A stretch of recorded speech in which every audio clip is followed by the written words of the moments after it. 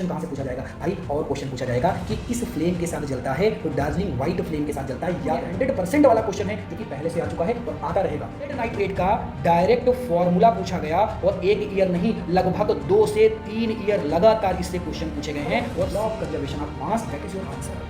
और ये क्वेश्चन आपके PYQ में ऑलरेडी आ चुका है यार, मैं बना नहीं रहा हूँ, पहले से क्वेश्चन लिख लो वाला कि तीनों बहुत इंपॉर्टेंट है और तीनों आपके ढेर सारे क्वेश्चन बना चुके हैं आपके PYQ में। और क्या पता इस साल दोबारा से ये क्वेश्चन आपके PYQ के एग्जाम में VIP क्वेश्चन बनते हैं जो नॉर्मल बच्चे नहीं कर पाते, केवल रीडिंग करके निकल जाते हैं, क्योंकि पढ़ के निकल जाओगे तो क्या समझ। हेलो बच्चों, कैसे हैं आप सब? आई होप आप सब बहुत बढ़िया होंगे और बढ़िया से अपनी अपनी पढ़ाई कर रहे होंगे। आज हम बात करने वाले हैं NCERT साइंस चैप्टर फर्स्ट को बहुत डिटेल में हम देखने वाले हैं। NCERT की एक एक लाइन में आपको एक्सप्लेन करूंगा, हर वो लाइन जिससे एग्जाम में क्वेश्चन बनते हैं, बच्चे फंस जाते हैं, हमेशा वहाँ से क्वेश्चन पूछ लिए जाते हैं। उन लाइंस को आज मैं बहुत ही बढ़िया तरीके से आपको समझाऊंगा। NCERT की हर रिएक्शन को आपको डिटेल में पढ़ाऊंगा। NCERT के जितने भी सॉल्यूशंस हैं जो क्वेश्चन फॉर्म में दिए हुए हैं, उनके सॉल्यूशन भी आज मैं आपको प्रोवाइड कराऊंगा। एक एक एक्टिविटी को मैं आपको करवाऊंगा, एक्टिविटी से कैसे क्वेश्चन पूछे जाते हैं वो मैं आज आपको बताऊंगा। आप किसी भी बोर्ड से हो, बेसिकली आपको पता है कि ये channel UP board English medium के बच्चों के लिए है, बट आज हम NCERT देखने वाले हैं। और NCERT जिस भी पैटर्न को फॉलो करती है, जैसे मैं कहता हूं कि भाई CBSE में हमेशा NCERT से क्वेश्चन आते हैं, यूपी बोर्ड इंग्लिश मीडियम में हमेशा NCERT से क्वेश्चन आते हैं, अदर स्टेट से भी अगर आप देख रहे हैं और अगर आपका पैटर्न NCERT से है तो इस वीडियो को जरूर देखिएगा, इस लेक्चर को जरूर देखिएगा, क्योंकि आज आपको एक्चुअल में पता चलेगा कि यार हमने NCERT इतनी गलत पढ़ी थी, हमने NCERT के इतने महत्वपूर्ण पॉइंट, इतने इंपॉर्टेंट पॉइंट छोड़ दिए थे, अरे ये भी था NCERT में, ये तो हमने कभी पढ़ा नहीं। और वहीं से आपके एग्जाम में क्वेश्चंस आ जाते हैं और बच्चे कहते हैं कि भाई आउट ऑफ सिलेबस आ गया, ये तो NCERT में है नहीं। बच्चा, तूने NCERT को बढ़िया तरीके से पढ़ी नहीं, तुझे कोई पढ़ाया नहीं। अपने मन से जब आप पढ़ते हैं चीज़ों को तो इतना एक्यूरेट नहीं पढ़ पाते, हमेशा गलतियां हो जाती हैं, कुछ पॉइंट्स छूट जाते हैं या कुछ पॉइंट्स हम समझ नहीं पाते, रीडिंग करके निकल जाते हैं और वहीं से हमारी गलतियां स्टार्ट हो जाती हैं। आज मैं आपको ये चैप्टर फर्स्ट इतना डिटेल में पढ़ाने वाला हूँ, जितने भी इसके हिडन पॉइंट हैं जहाँ पर आप हमेशा गलती से पढ़ लेते हैं या वो चीज़ें पढ़ के केवल निकल जाते हैं और वो चीज़ें छूट जाती हैं, एग्जाम में क्वेश्चन वहीं से आते हैं।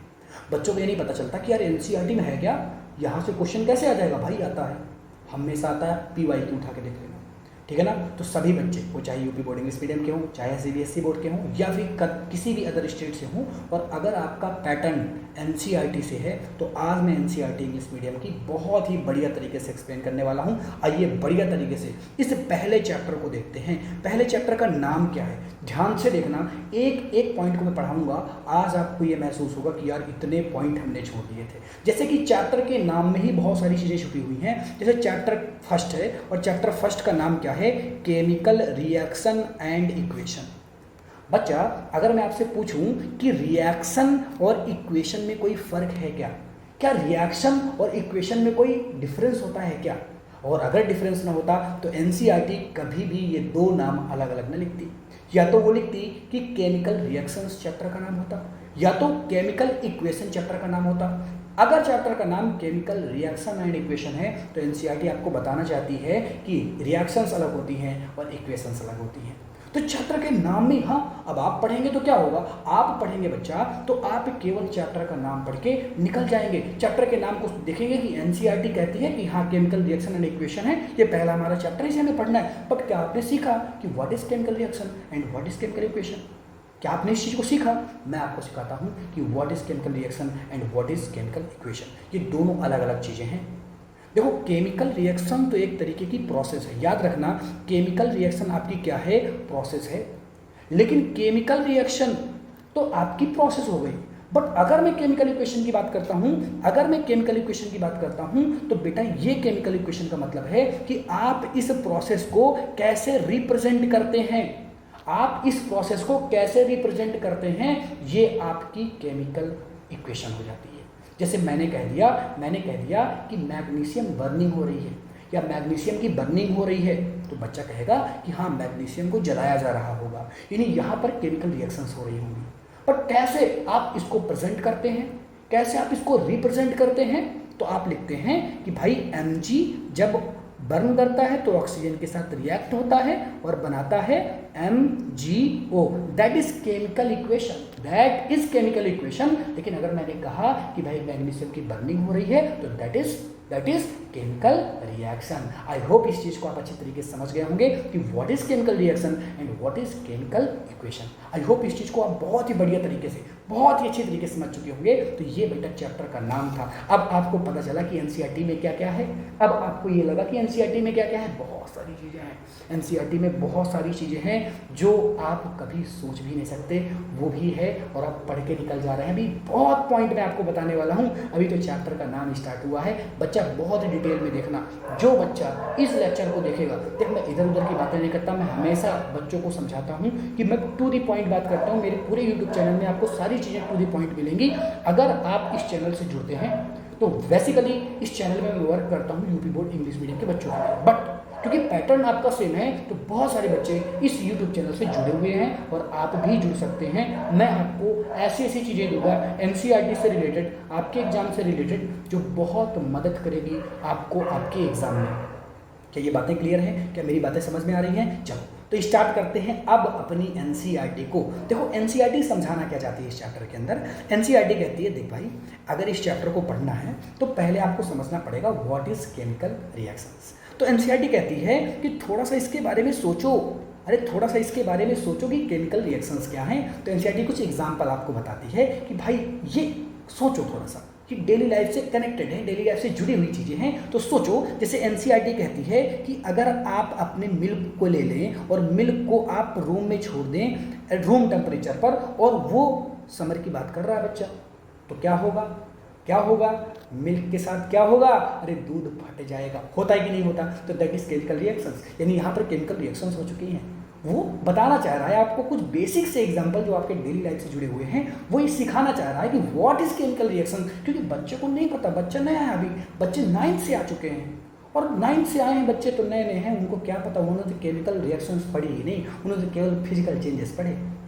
अब इस बात को भी एनसीईआरटी बताएगी कि तुमने क्या पढ़ा क्या नहीं पढ़ा, वो भी हम बात करेंगे। बट अभी जो मैं बता रहा हूँ क्या समझ में आ रहा है क्या? हाँ। तो अगर आप मिल्क को रूम में छोड़ देंगे एट समर में तो क्या होगा? मिल्क फट जाएगा, दूध फट जाएगा। अरे पूरा का पूरा आदमी फट जाएगा अगर घर में भी छोड़ दोगे रूम में ऐसे। समझ में आ रहा है कि नहीं आ रहा? चलो फिर कह रहा है कि भाई अगर आप बात करते हैं आयरन की, तवा की, पैन की, नेल की, अगर आप इसको क्या कर दें, लेफ्ट कर दें एक्सपोज टू ह्यूमिड एटमॉस्फेयर, तो क्या होगा? क्या होगा? अब देखो दूसरी बात कहा कि अगर आप ग्रेप्स का फर्मेंटेट कर दें। अब ग्रेप्स के फर्मेंटेट से क्या बनता है? फर्मेंटेड से क्या बनता है? तो आपको पता है कि ग्रेप्स से बहुत सारी चीज़ें बनाई जाती हैं, बियर वगैरह भी बनाई जाती है, ठीक है ना। चलो आगे क्या कहता है? आप फूड को पकाते होंगे, तो एनसीईआरटी कहती है फूड को पकाना भी क्या है? केमिकल रिएक्शन से। जब आप फूड को पका रहे हैं तो वहाँ पर केमिकल रिएक्शंस हो रही हैं। क्या हो रही है बच्चा? केमिकल रिएक्शंस हो रही हैं। इसी तरह से जब आप फूड पकाने के बाद खाएंगे तो फूड को खाना, फूड गेट्स डाइजेस्ट। तो ये डाइजेस्ट करना क्या है भाई? ये भी आपकी केमिकल रिएक्शंस ही हैं, जो अंदर डाइजेशन स्टार्ट हो रहा है, प्रोटीन्स को चेंज किया जा रहा है, कार्बोहाइड्रेट्स को चेंज किया जा रहा है, फैट्स को चेंज किया जा रहा है, और यहाँ पर चेंजिंग हो रही है, इसीलिए यहाँ पर केमिकल रिएक्शंस हो रही हैं। क्या हो रही है? केमिकल रिएक्शंस हो रही हैं। आई होप ये चीज़ आपको समझ में आ गई होगी। यानी एनसीईआरटी बेसिकली आपको ये समझाना चाहती है कि व्हाट इज केमिकल रिएक्शंस। उन्होंने कुछ ऐसे एग्जाम्पल दिए जो आपके डेली लाइफ से कनेक्टेड हैं, और आई होप ये एग्जाम्पल आपको समझ में आ रहे होंगे। फिर देखो एनसीईआरटी क्या कहती है। एनसीईआरटी कहती है भैया we have already learned about physical and chemical changes of matter. और ये हमने कब पढ़ा? ये हमने पढ़ा क्लास 9th में चैप्टर 1 में। चैप्टर 1 में आपको पढ़ाया जाता है मैटर क्या है, मैटर क्या है और मैटर की फिजिकल चेंजेस क्या है। उसी दौरान आपको ये बताया जाता है कि व्हाट इज केमिकल चेंजेस। यानी बेसिकली आपको chemical changes and physical changes को प्रीवियस क्लासेस में बता दिया गया और समझा भी दिया गया। बट एनसीईआरटी कहती है क्या आप एक्चुअल में what is actual means by chemical reaction, क्या आप एक्चुअल में जानते हैं कि व्हाट इज केमिकल रिएक्शन? क्या आप इस बात को समझ पाए हैं? तो बच्चा कहता नहीं सर, वो तो हमने फिजिकल चेंजेस देखे थे, वो तो केमिकल चेंजेस की थोड़ी सी लाइनें पढ़ ली थी, बस हमें ये पता था डाइजेशन है, फूड कुकिंग होती है, उस समय सब केमिकल चेंजेस हो रहे होते हैं, बट हमें डिटेल में नहीं पता कि व्हाट इज केमिकल रिएक्शन। तो एनसीईआरटी कहती है टेंशन ना लो, मैं आपको एक एक्टिविटी द्वारा इस चीज़ को समझाना चाहूँगी।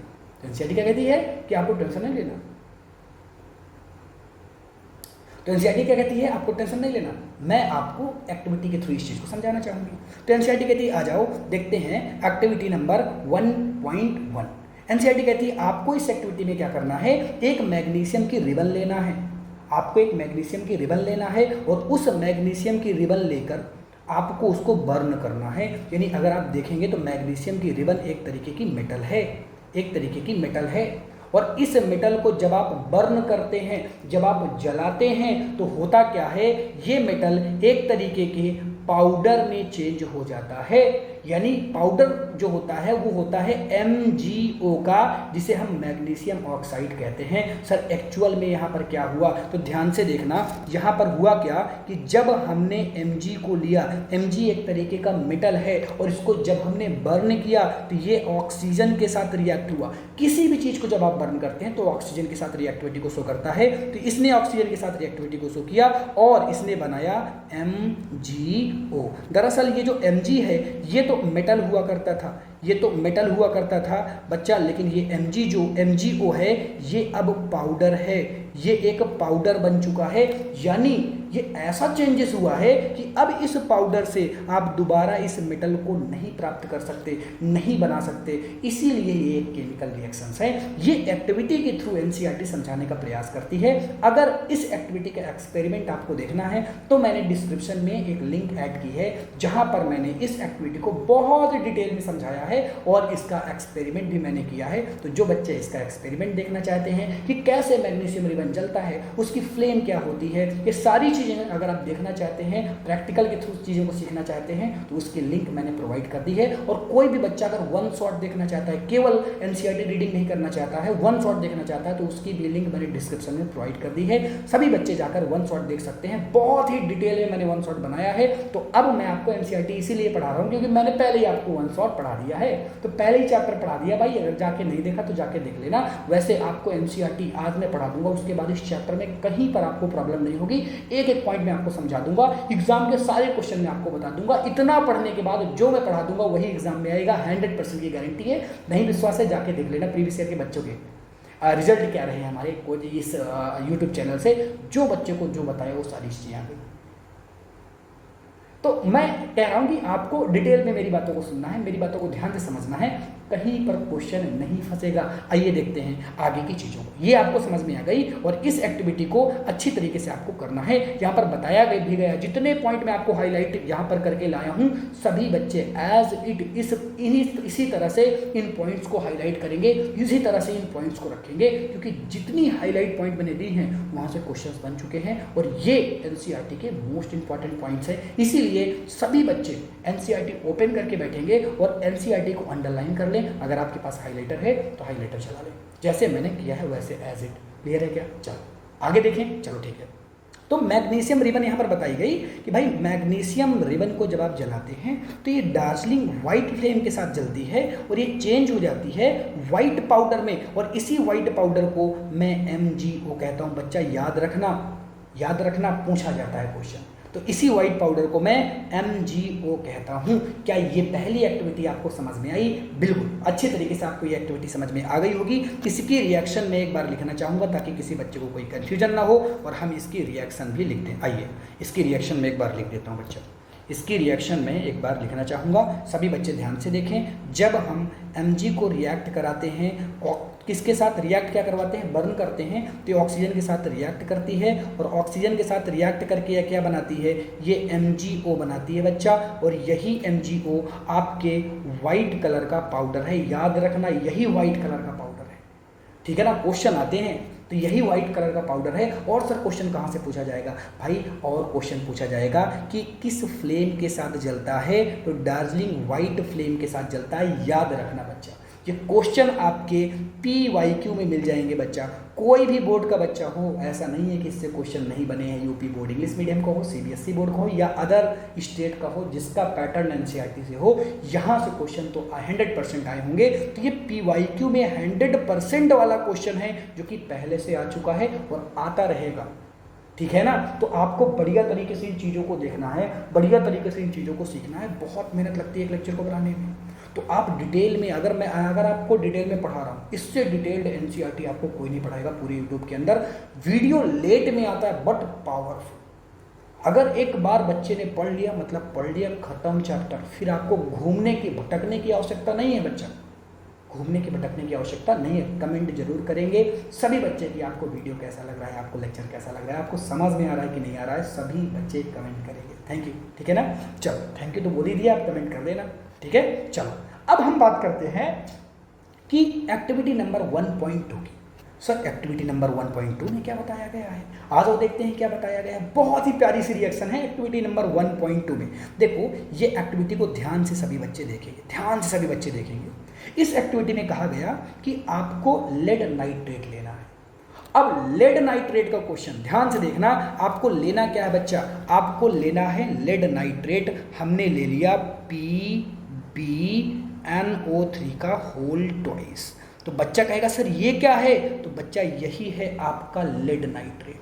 याद रखिएगा दिस इज लेड नाइट्रेट। अब अगर यूपी बोर्ड इंग्लिश मीडियम का बच्चा कहीं पर जाके देख ले कि क्या इससे क्वेश्चन आया है क्या, तो वो पाएगा क्वेश्चन ही नहीं आया।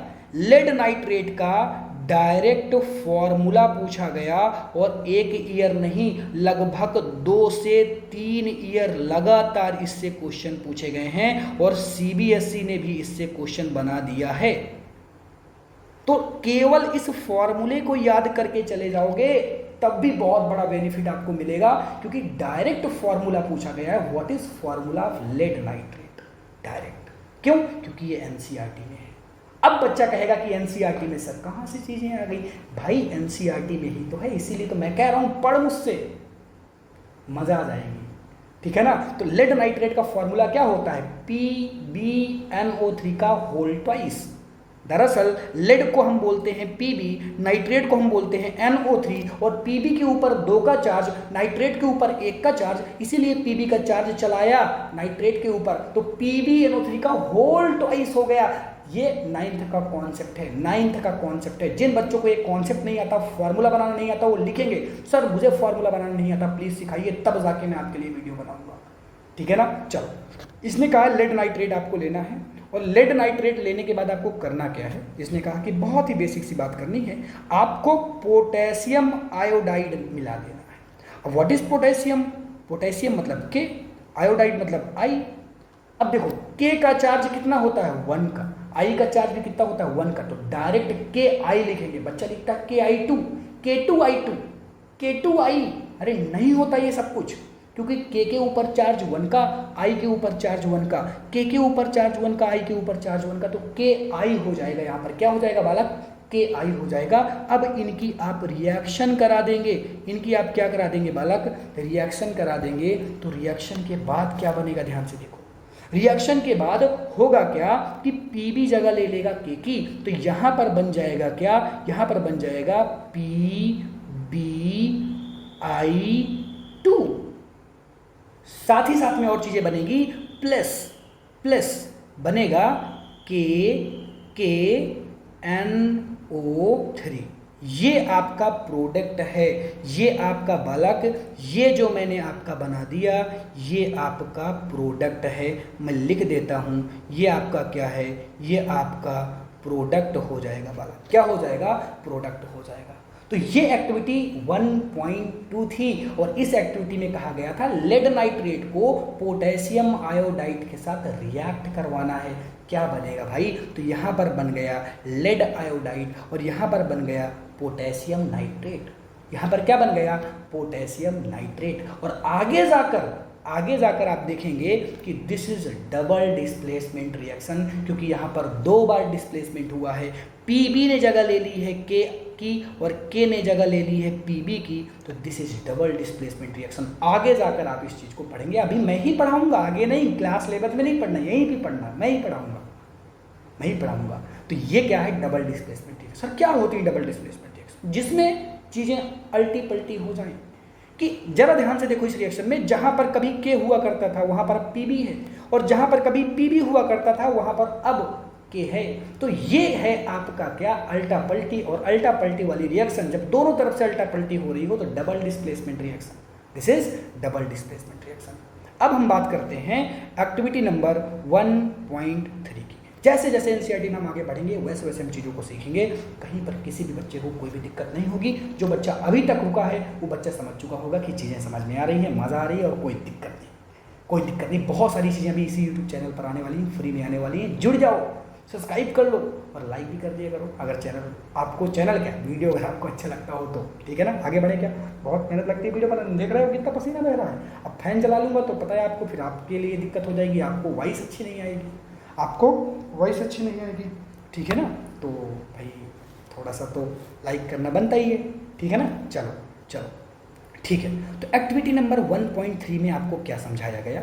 एक्टिविटी नंबर 1.3 में आपको समझाया गया कि भाई देखो करना क्या है, आपके पास जिंक के क्रिस्टल्स हैं या ग्रेन्यूल्स हैं आप कह सकते हैं। अब इन क्रिस्टल को आपने एक टेस्ट ट्यूब में ले रखा है और उस टेस्ट ट्यूब में आप एसिड ऐड कर रहे हैं, या तो आप हाइड्रोक्लोरिक एसिड ले रहे हैं या फिर आप सल्फ्यूरिक एसिड ले रहे हैं। दोनों के फॉर्मूले आपको बता देता हूँ, वेरी इंपॉर्टेंट है। जिंक का फॉर्मूला क्या होता है बच्चा? जिंक का फॉर्मूला होता है Zn। सर क्या होता है? Zn होता है, हमें आता है, बिल्कुल सही आता है। तो हाइड्रोक्लोरिक एसिड का फॉर्मूला क्या होता है? HCl और सल्फ्यूरिक एसिड का होता है H2SO4। This is sulphuric acid. तो ये आपका फॉर्मूला होगा किसका? सल्फ्यूरिक एसिड का। तो ये तो आपको पता है, चलो ठीक है। अब इनकी रिएक्शन करानी है और आपको ऑब्जर्व करना है ये क्या होगा। चलो आप देखते हैं रिएक्शन करवा के। इसकी रिएक्शन हम यहाँ पर लिख देंगे। इसकी रिएक्शन हम यहाँ पर लिखे ले रहे हैं बच्चा। तो इसकी रिएक्शन हम यहाँ पर आ जाओ, बढ़िया तरीके से इसकी रिएक्शन, अच्छी तरीके से इसकी रिएक्शन को लिख लेते हैं और देखते हैं कि भाई इसकी रिएक्शंस क्या होगी और इसकी रिएक्शन में बनेगा क्या, ठीक है ना बच्चा। चलो आओ अच्छी तरीके से देखते हैं। देखो ध्यान से देखना क्या बनेगा। अब हमें लेना है जिंक और इसकी रिएक्शन हमें करवा देनी है या तो HCl से या तो H2SO4 से।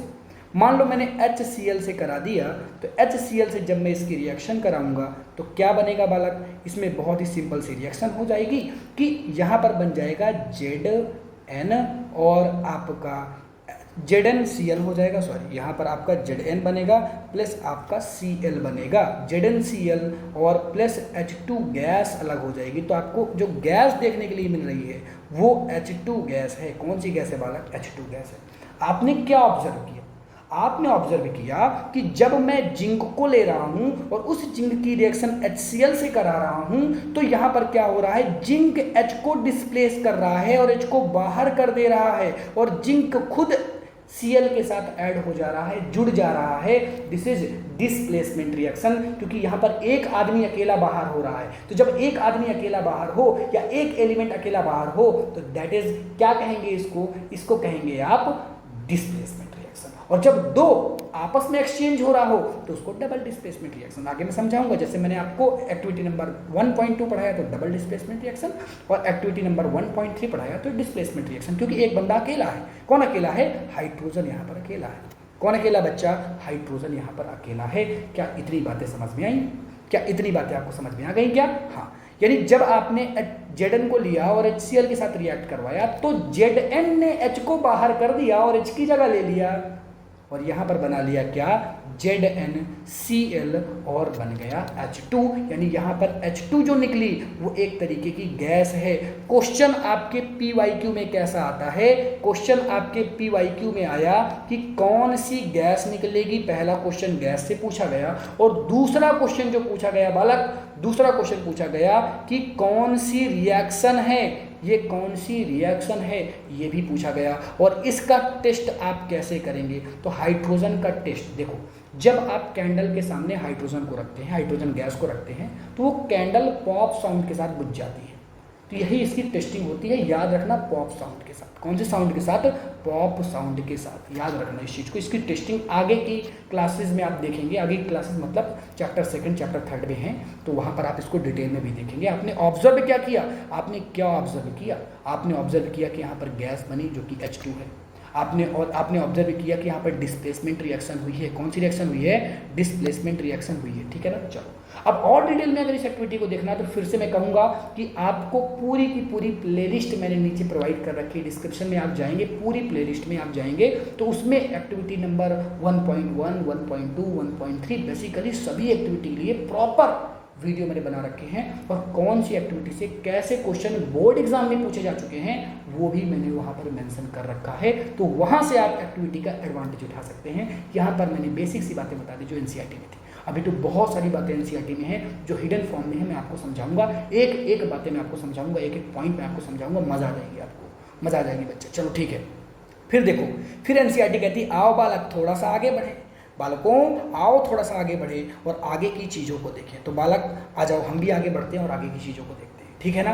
तो चलो एनसीईआरटी कहती है कि भाई देखो, एनसीईआरटी कहती है देखो अब आपने अभी तक इतना तो सीख लिया होगा कि व्हाट इज केमिकल रिएक्शन, यानी केमिकल रिएक्शन में कुछ प्रोडक्ट मिलता है, रिएक्टेंट होता है और प्रोडक्ट से दोबारा रिएक्टेंट में आप नहीं जा सकते, ये क्लियर है, ये क्लियर है, ठीक है ना। तो अभी तक आपने क्या सीखा कि भाई केमिकल रिएक्शंस क्या होती है।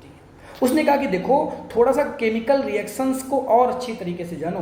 केमिकल रिएक्शन वो सभी चीज़ों को फॉलो करेगी, जैसे केमिकल रिएक्शंस में स्टेज चेंज होंगे, केमिकल रिएक्शंस में कलर्स चेंज होंगे, केमिकल रिएक्शंस में गैस निकलेंगी, केमिकल रिएक्शंस में टेम्परेचर चेंज होंगे।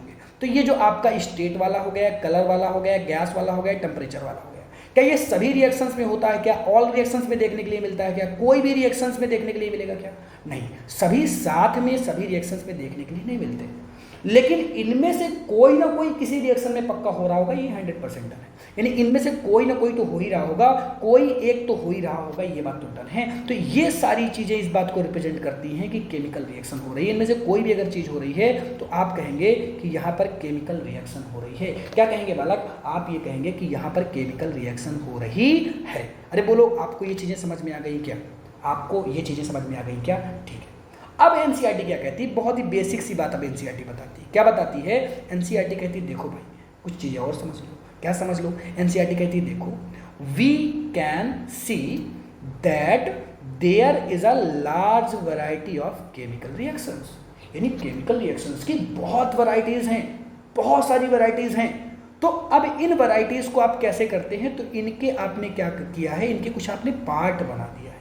इन वैरायटीज़ को पार्ट वाइज आपने डिवाइड कर दिया है, चैप्टर वाइज डिवाइड कर दिया है। और इस चैप्टर में आपने केमिकल रिएक्शंस को 5 टाइप में डिवाइड कर दिया है। केमिकल रिएक्शंस को 5 टाइप में डिवाइड कर दिया है। और एनसीईआरटी कहती है कि इन टाइप को डिटेल में पढ़ो और समझो कि इनकी मैकेनिज्म कैसे है, कैसे वर्क करती है, इनके एग्जाम्पल कैसे, इनकी एक्टिविटी कैसे आप इन रिएक्शंस को समझ सकते हैं।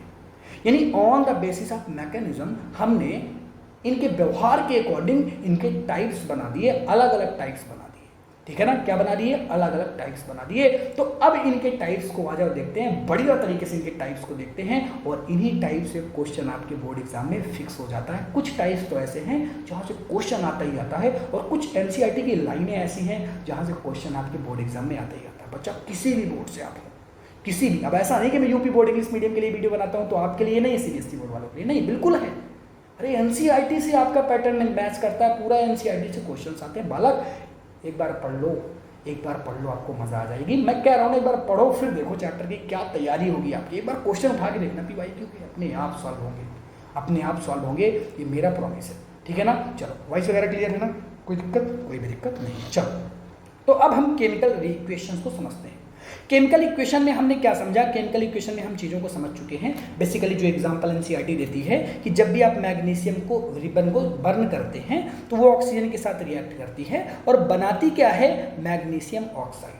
यानी बेसिकली किसी रिएक्शन के 2 पार्ट होते हैं। कितने पार्ट होते हैं? 2। एक को हम बोलते हैं रिएक्टेंट, एक को हम बोलते हैं रिएक्टेंट और एक को हम बोलते हैं बालक प्रोडक्ट। एक को हम क्या बोलते हैं? प्रोडक्ट। यानी एक रिएक्टेंट है, एक प्रोडक्ट है। जो आपने स्टार्टिंग में लिया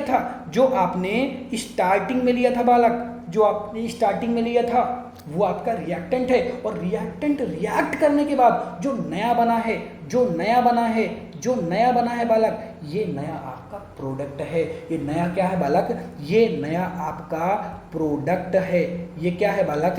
ये आपका प्रोडक्ट है। तो आपको ये समझ में आएगा रिएक्टेंट क्या है, प्रोडक्ट क्या है। रिएक्टेंट जो स्टार्टिंग में लिया जाता है वो रिएक्टेंट होता है और प्रोडक्ट क्या होता है? प्रोडक्ट जब रिएक्टेंट रिएक्ट करते हैं, जो नया बनाते हैं उसको हम क्या कहते हैं? नए कंपाउंड को प्रोडक्ट कहते हैं। कहते हैं। क्या कहते हैं बालक? नए कंपाउंड को हम प्रोडक्ट कह देते हैं। अरे बोलो समझ में आया? अरे बोलो समझ में आया? ठीक है, अगर ये बात समझ में आ गई तो देखो एनसीईआरटी इसी बात को समझाती है कि जो आपके लेफ्ट हैंड साइड में है दैट इज रिएक्टेंट, जो आपके राइट साइड में है दैट इज प्रोडक्ट। यानी रिएक्टेंट क्या होता है, प्रोडक्ट क्या होता है, ये दोनों बातें आपको बढ़िया तरीके से समझ में आ गई होगी। किसी भी बच्चे को कोई भी दिक्कत नहीं होगी। तो पूरा एक्सप्लेनेशन एनसीईआरटी का इसी पर बेस्ड ऑन है कि what is reactant and what is product. I hope इस चीज़ को आप अच्छी तरीके से समझ चुके होंगे। यहाँ से कोई क्वेश्चन आपके बोर्ड एग्जाम में नहीं पूछा जाता, और रिएक्टेंट और प्रोडक्ट तो बिल्कुल कतई नहीं पूछा जाएगा। इतने आसान क्वेश्चन बोर्ड एग्जाम में नहीं आते कि what is reactant and what is product. बच्चा जानता है, छोटा सा बच्चा भी जानता है कि what is reactant and what is product.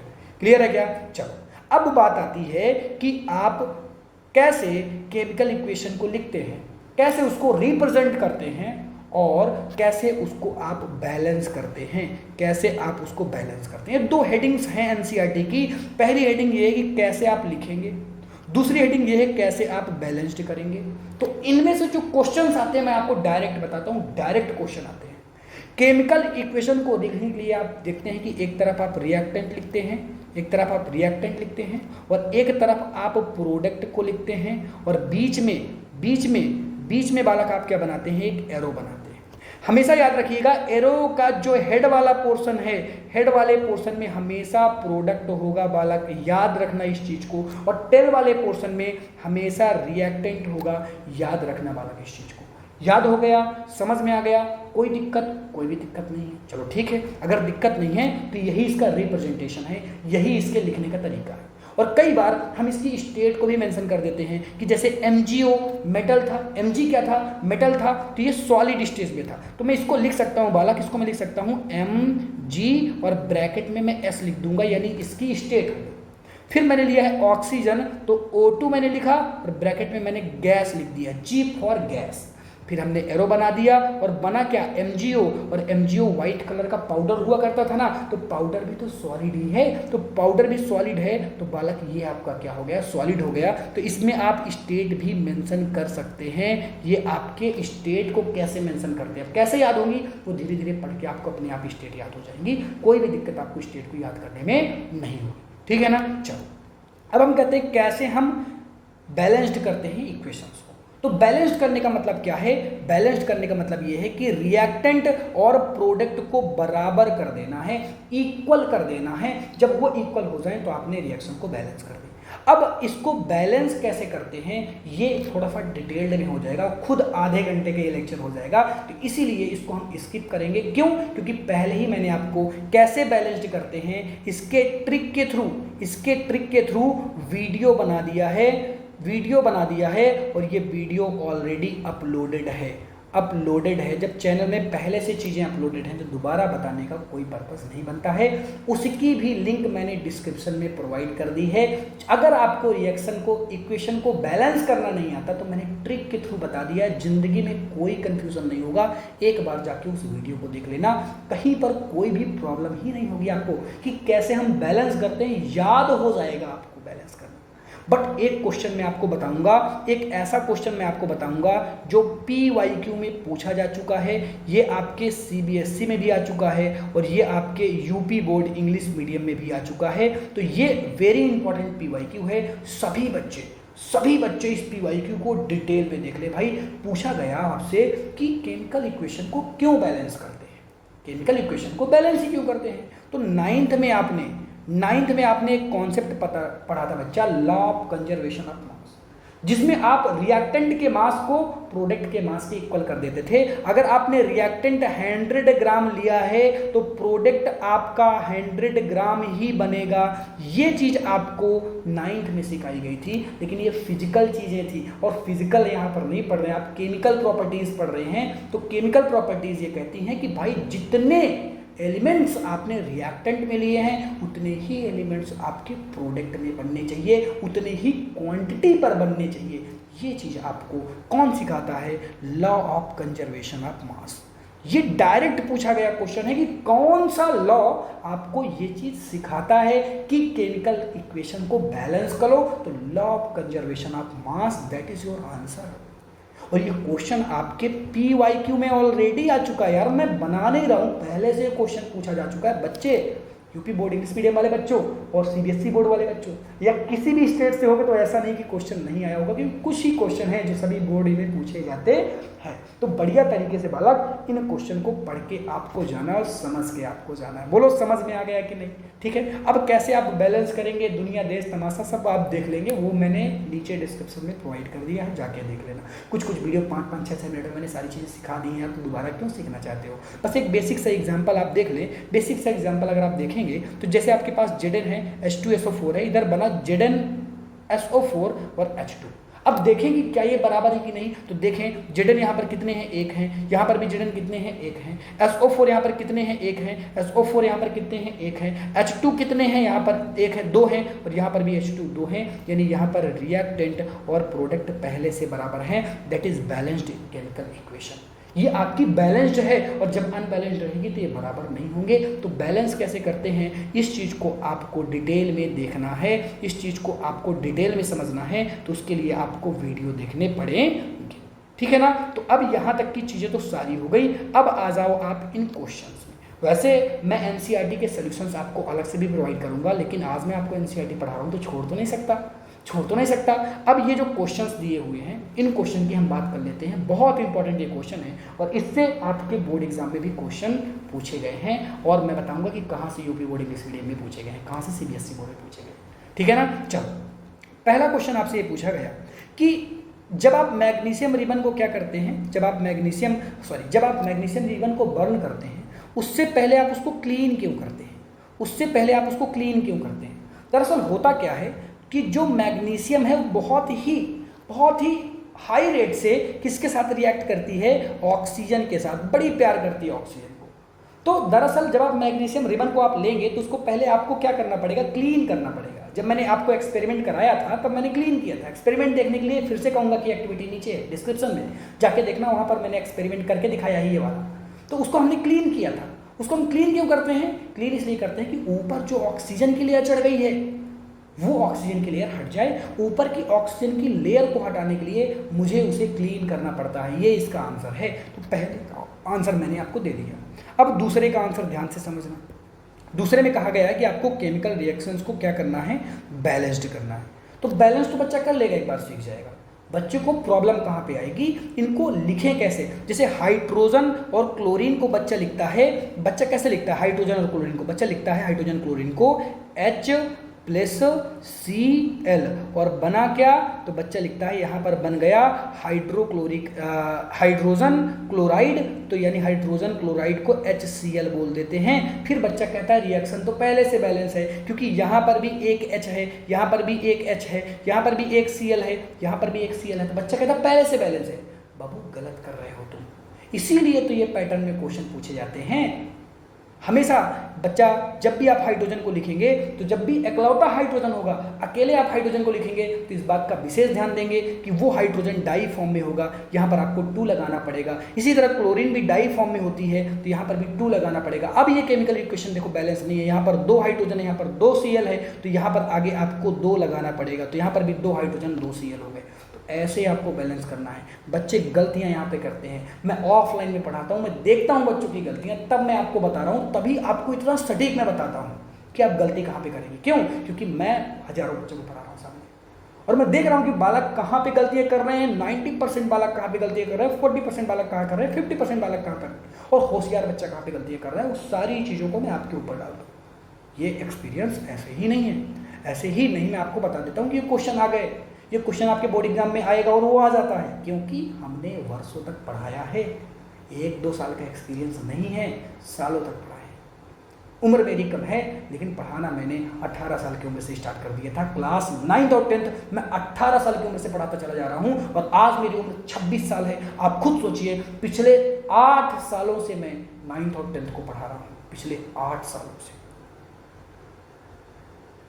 तो चीज़ें मुझे एग्जैक्टली पता है, पैटर्न पता है कि कहाँ से क्वेश्चन आते हैं। लास्ट में मैं पेपर बना दूँ वही आ जाएगा, वही मैं दूंगा भी लास्ट में आपको। तो जो चीज़ें मैं बताऊंगा वही आएंगी, बस आपको धैर्यता से अच्छी तरीके से चीज़ों को समझना और पढ़ना।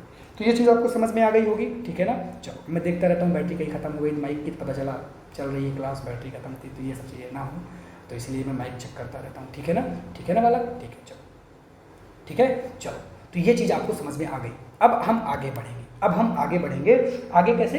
दूसरे क्वेश्चन में बढ़ेंगे और दूसरे क्वेश्चन को हम सीखेंगे। दूसरे क्वेश्चन में क्या पूछा गया, ध्यान से समझना। दूसरे क्वेश्चन में आपसे पूछा गया कि बेरियम क्लोराइड। अब बच्चा बेरियम क्लोराइड का फार्मूला ही नहीं लिख पाएगा, वहीं से आप रिएक्शन बैलेंस, अगर आपने फार्मूला नहीं लिखा बच्चा तो आप रिएक्शन बैलेंस कैसे करेंगे? आपको तो फार्मूला लिखना ही नहीं आता।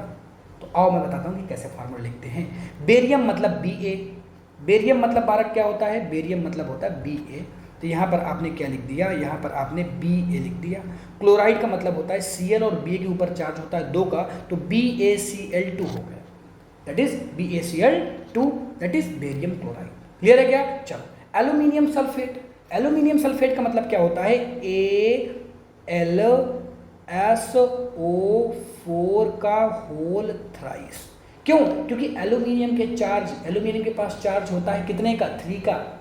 और सल्फर के पास चार्ज, यानी सल्फ्यूरिक एसिड के पास, सल्फेट के पास चार्ज कितने का होता है?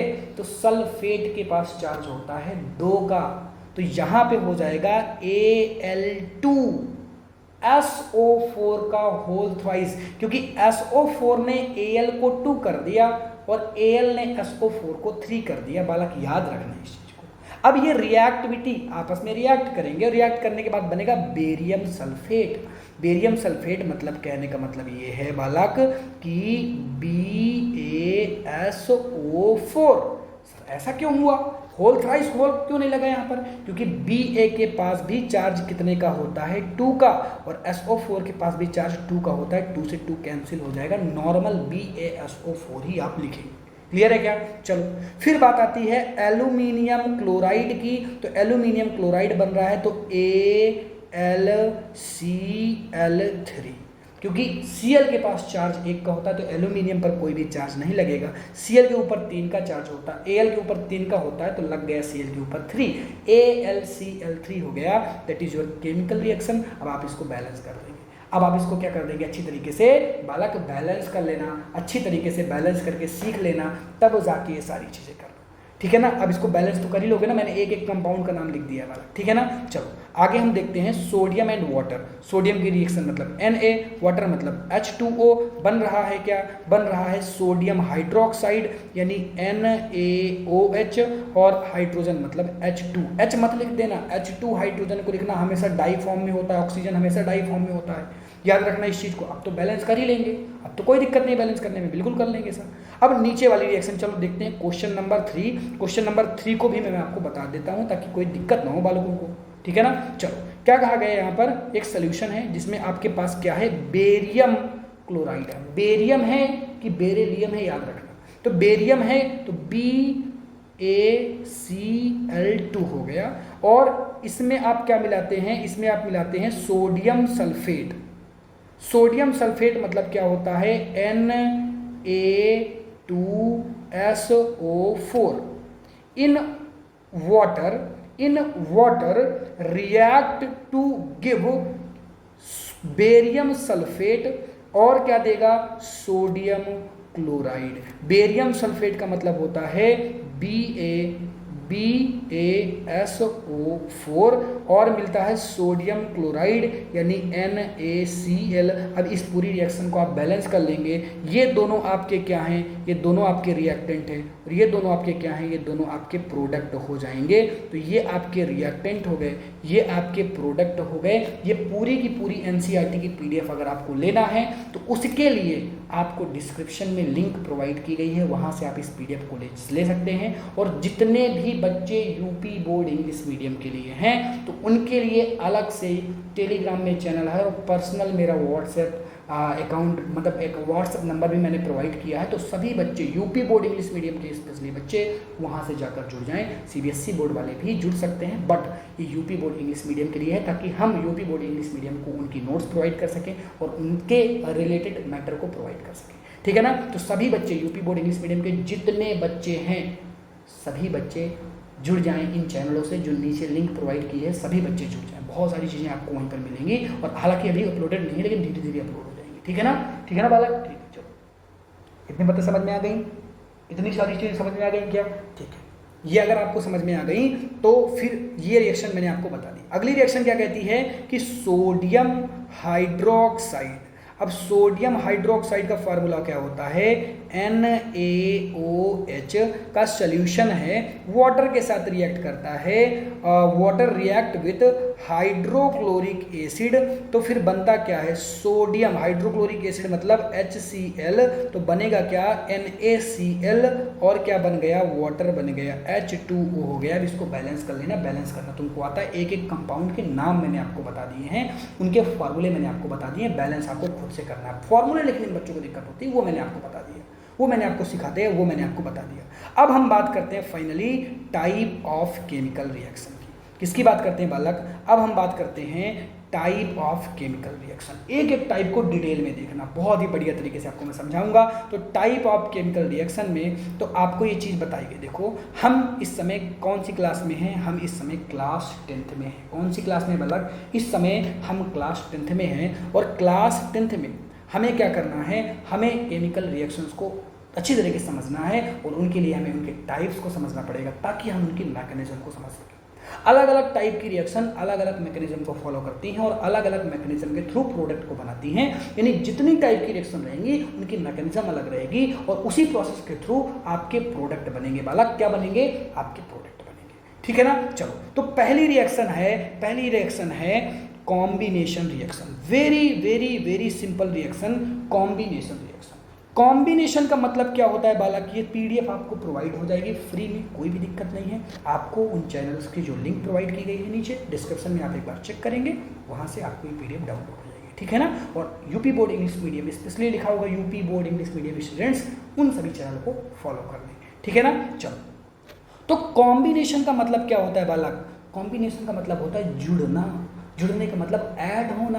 तो यहाँ पर कॉम्बिनेशन का मतलब क्या है, कॉम्बिनेशन का मतलब होता है ऐड होना। याद रखना, मैं ट्रिक बता रहा हूँ बालक, ये मैं ट्रिक बता रहा हूँ। कॉम्बिनेशन का मतलब क्या होता है, ऐड होना। जहाँ पर चीज़ें ऐड हो रही होंगी बालक, जहाँ पर चीज़ें क्या हो रही होंगी, ऐड हो रही होंगी, वहाँ पर कॉम्बिनेशन रिएक्शन बन रही होगी। क्या बन रही होगी, कॉम्बिनेशन रिएक्शन।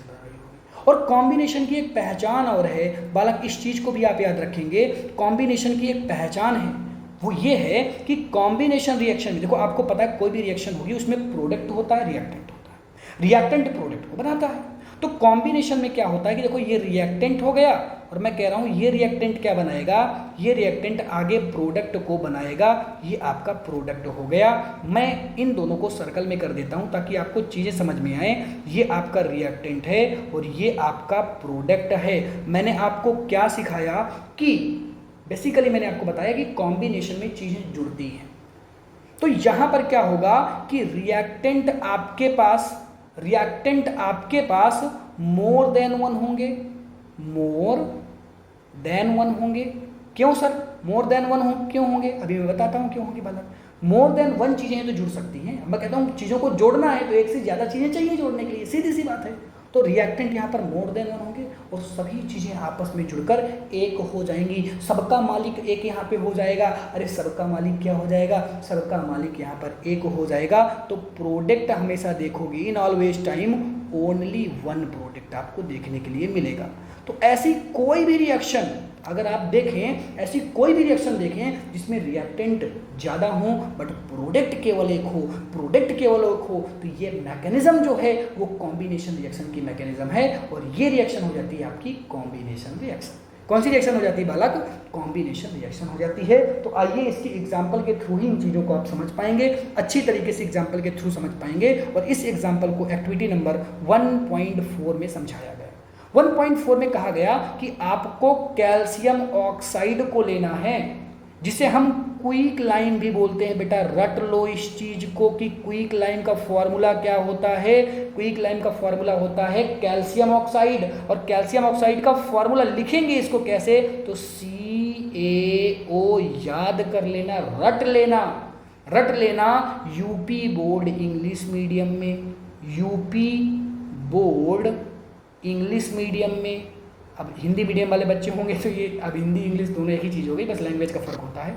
और आपके CBSE वाले, ये दोनों बोर्ड में क्विक लाइम, स्क्लेड लाइम और लाइम स्टोन, ये तीन चीज़ें आप याद करके रखिएगा। मैं नाम लिखा देता हूँ बच्चा, CaO मतलब लिख लेना क्विक लाइम, पहले वाले को क्या बोलते हैं, क्विक लाइम, CaOH का होल ट्वाइस, इसको हम बोलते हैं स्केलेट लाइम, लिख लेना बालक इसको। और CaCO3 को हम बोलते हैं लाइम स्टोन, लाइम स्टोन लिख लो बालक। ये तीनों बहुत इंपॉर्टेंट हैं और तीनों आपके ढेर सारे क्वेश्चन बना चुके हैं आपके PYQ में, और क्या पता इस साल दोबारा से ये क्वेश्चन आपके PYQ में पूछ लिए जाए, क्या पता ये क्वेश्चन दोबारा से आपके PYQ में आ जाए। तो अच्छे तरीके से पढ़ा, अच्छी तरीके से इन PYQ को आप पढ़ के जाएंगे। तीनों क्वेश्चन पूछे जा चुके हैं। CaO मतलब क्विक लाइम, CaOH का होल ट्वाइस मतलब स्केलेट लाइम, और CaCO3 का मतलब लाइम स्टोन। बेटा याद रखना इन चीज़ों को, ठीक है ना। ये क्वेश्चन पहले से आपके बोर्ड एग्जाम में आ चुके हैं, तो इसीलिए बहुत इंपॉर्टेंट है। अब देखो एक्टिविटी में आ जाओ, दोबारा से एक्टिविटी में आ जाओ। एक्टिविटी नंबर कौन सी, 1.4। और एक्टिविटी नंबर 1.4 क्या कहती है कि अगर आप कैल्शियम ऑक्साइड को ले लें एक बीकर में और उसमें धीमे धीमे आप क्या ऐड करें, वाटर ऐड करें, तो क्या होगा, क्या ऑब्जर्व करेंगे। तो बालकों आप क्या ऑब्जर्व करेंगे कि CaO आपने ले लिया, उसमें आप धीरे धीरे H2O को ऐड कर रहे हैं, तो बालक यहाँ पर जो प्रोडक्ट बनेगा ना वो बनेगा CaOH का whole twice, that is slaked lime. और ये प्रोडक्ट केवल आपको एक दिखेगा। तो प्रोडक्ट देखो यहाँ पर रिएक्टेंट आपके पास दो हैं, प्रोडक्ट केवल एक है बालक, केवल एक प्रोडक्ट, ओनली वन प्रोडक्ट बना है, तो दैट इज कॉम्बिनेशन रिएक्शन। और साथ ही साथ में यहाँ पर बहुत बड़ी मात्रा में हीट भी निकलेगी, तो that is exothermic reaction. Exothermic reactions क्या होती है, जिसमें हीट निकलती है। एंडोथर्मिक रिएक्शंस क्या होती है, जिसमें हीट लगती है। तो यहाँ पर हीट निकल रही है, that is also exothermic reaction, ठीक है ना। तो ये आपकी एक्सोथर्मिक रिएक्शंस भी हैं, क्यों, क्योंकि यहाँ पर हीट निकल रही है। मैं आपको बेसिक से एग्जांपल बताता हूँ। घरों में चूना आता है जिससे पुताई की जाती है, वही चूना उसी को हम बोलते हैं CaO बालक, इसी को हम क्या बोलते हैं, CaO। वही चूना है जो व्हाइट कलर का पाउडर आपके घरों में आता है, कई बार आपने देखा होगा गाँव में। और यही CaO बालक, यही CaO में जैसे आप वाटर ऐड करते हैं तो बहुत बड़ी मात्रा में हीट निकलती है। गलती से अगर आपने हाथ डाल दिया ना, जल जाएगा बालक, इतनी हीट निकलती है। इसीलिए मम्मी पापा क्या करते हैं कि उसको ना रख देते हैं। दूसरे दिन पुताई का काम स्टार्ट होता है, पेंटिंग का काम दूसरे दिन होगा, पहले दिन पानी डाल के रख दिया गया, इतनी बड़ी मात्रा में हीट निकली कि उसका बाद में पेंटिंग हो नहीं पाई, क्योंकि बहुत हीट थी, उसमें जल जाता जो पेंटिंग करता। एक दिन के लिए उसको रख दिया गया, दूसरे दिन पेंटिंग स्टार्ट होगी। अब क्वेश्चन यहाँ से तो आता ही है, ये रिएक्शन आपकी वेरी वेरी वेरी इंपॉर्टेंट है, बोर्ड एग्जाम में बहुत बारी पूछी जा चुकी है, बहुत बारी आपके PYQ में क्वेश्चन आ चुके हैं। और मैं जब आपके मोस्ट इंपॉर्टेंट क्वेश्चन बनाता हूँ ना, तो इस रिएक्शन को मैं उसमें जरूर रखता हूँ, क्योंकि ये आपकी एक्चुअल में मोस्ट इंपॉर्टेंट रिएक्शन है जो लाखों बार पूछी जा चुकी है। अब बच्चे कहते सर लाखों बार तो पेपर भी नहीं हुआ है, तो कहने की बात है, लेकिन बहुत बार पूछी जा चुकी है। तो ये रिएक्शन बहुत इंपॉर्टेंट है, बहुत बारी आपके बोर्ड एग्जाम में पूछी जा चुकी है, इसीलिए इस रिएक्शन को बढ़िया तरीके से आप पढ़ के जाएंगे। यहाँ पर रिएक्शन भी देखो लिखी गई है कि क्विक लाइम का फॉर्मूला क्या है, सभी बच्चे ध्यान से देख लें।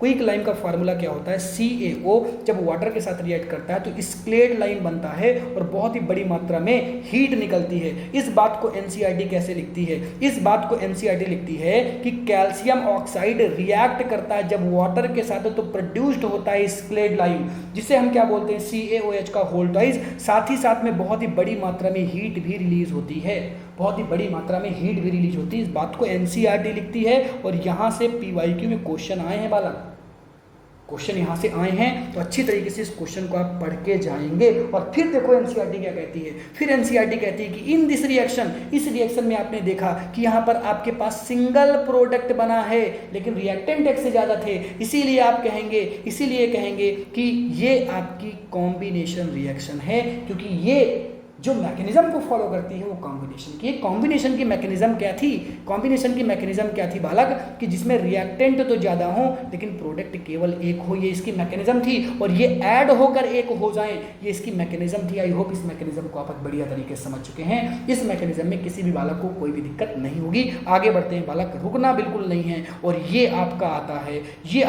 है वेरी वेरी वेरी, फिर से लगा लो, वेरी वेरी वेरी इंपॉर्टेंट।